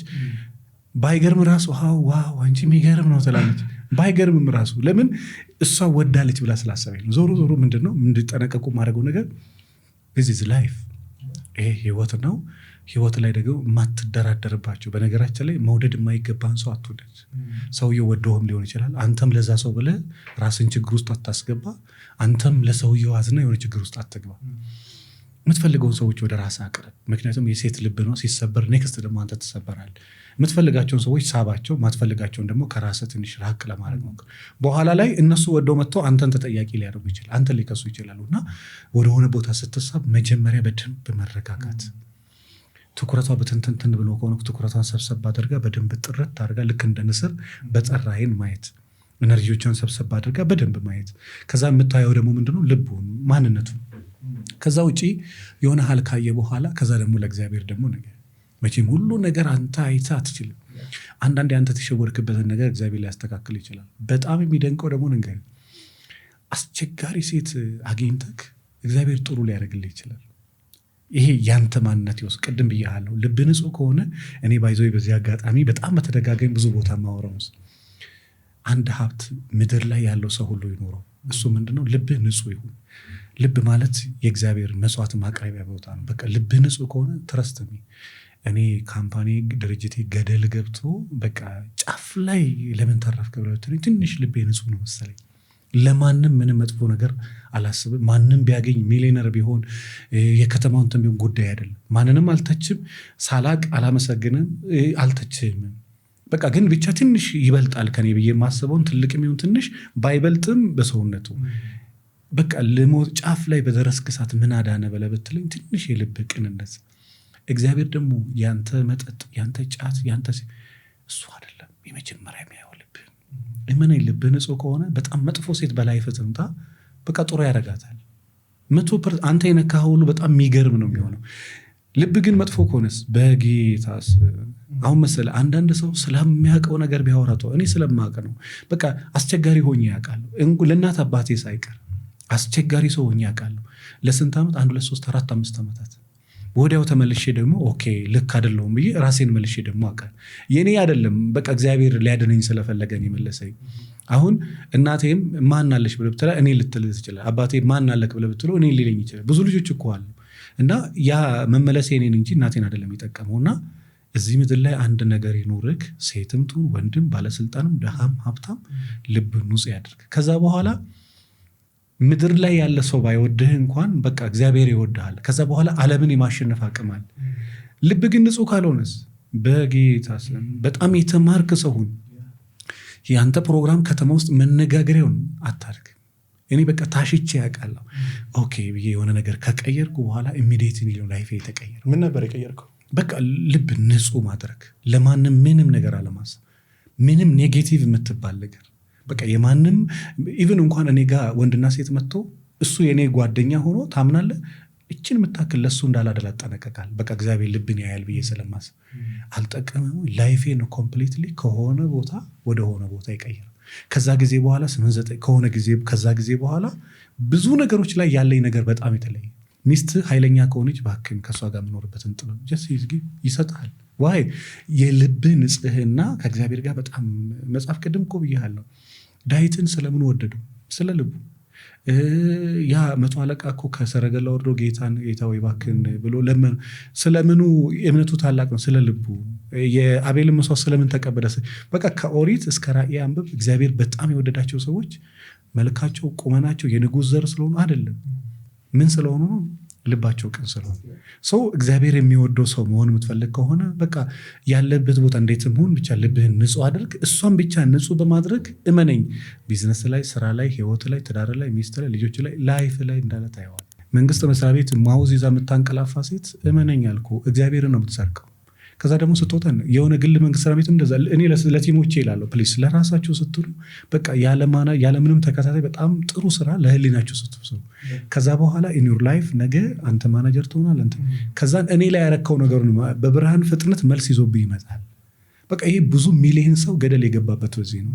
ይሄ የማይበቅል ነው የሚመስልን በቃ ነው። ለህሊና ስትል የሆነ ነገር ፐርፌክት የሆነ ጥሩ የሆነ ነገር ስራ ከዛ ፊድባኩ ይመጣል። አለበለዚያ ልክ አንተ እዚህ በር ላይ እንትን እግረኛውን ዘለ እንዳለፍከው እዛ ጋር ደግሞ ፓትሮል ይቆምና ልትዘለል ይገባ እለፍ ይልሃል። ሰው ያን ነገር ማስተካከል ጥሩ። የሚገርም ቆይታ ነው። የነበረን። ምን አለ የምጠይቀኝ ጥያቄ? ምንም እጠይቃል ባይሆን ማበረታታት ማድነቅ እፈልጋለሁ። የእውነት ብዙ ጊዜ ለቲሞች የአብርሽ ጎበዝ ልጅ ነው እላለሁ። ትላንት እንኳን ብያለሁ፣ የሆነ ቀረጻ ላይ ነበርኩና ስለ አንተ ሳውራ ነበር። ጎበዝ ነው። ያው ሚዲያ ላይ ስትሆን ትበረታታለህ። አንተም አግዘኸኝ ታውቃለህ፣ እግዚአብሔር ይስጥህ። እኔም ደግሞ በጣም ማበርታት ነው ፈልገው እና በዚሁ አጋጣሚ በጣም በርታ። በቃ እያንዳንዱ ሰው የራሱ ተጽዕኖ አለው። አሁን እኛ ኢኮኖሚካል ምን ፕሮብሌም ሊኖር ይችላል፣ እመነኝ የሆነ ሰዓት ላይ ገንዘብ ጥያቄ ይመለሳል። የምትሰራው ስራ ግን የሰው አእምሮ፣ የሰው ሰውነት፣ የሰው ማንነት የሚቀይር ነገር እንደሆነ እኔ አሁን መልህቅ በጣም ደስ እያለኝ ጠዋት ተነስቻልኩ እኮ ፊቴን ላለፉት 5 ዓመታት ካሜራ ላይት ደብድቦኛል። አይደክምህም? ይደክማል። ቤተሰብ ጊዜ ይፈልጋል። አንተ ረፍታት ትፈልጋል። ደስ እያለ ግን ስትሰራው የኔ ንግግር የሆነ ሰው ይለውጣል ብለህ ስለምታስብ ደስ እያለ ነው ስራው እና ከገንዘብ ያለፈ ነው። በጣም አንተ ከምታጠብቀው ውጤት ያለፈ ነው። ኢኑር ላይፍ ደግሞ ያን ውጤቱን ታየዋለህ። 100% እርግጠኛ ነኝ። በዛ አጋጣሚ ማበርታት በጣም ፈልጋለሁ። እግዚአብሔር ያበርታት። ቲሞችንም እንዳለ እጅግ በጣም አድርጌ ነው የማመሰግነው ጸግሽ። ከዚህ በኋላም እንግዲህ ሌሎች ቀናቶች ላይ በሌላ ርዕስ ደግሞ በሰፊው እናወራለን ብዬ አስባለሁኝ። በጣም ነው የማመሰግነው። እግዚአብሔር ያክብር። በጣም አመሰግናለሁ። ቴንክ ዩ። በጣም yes thank you አባቴ። እሺ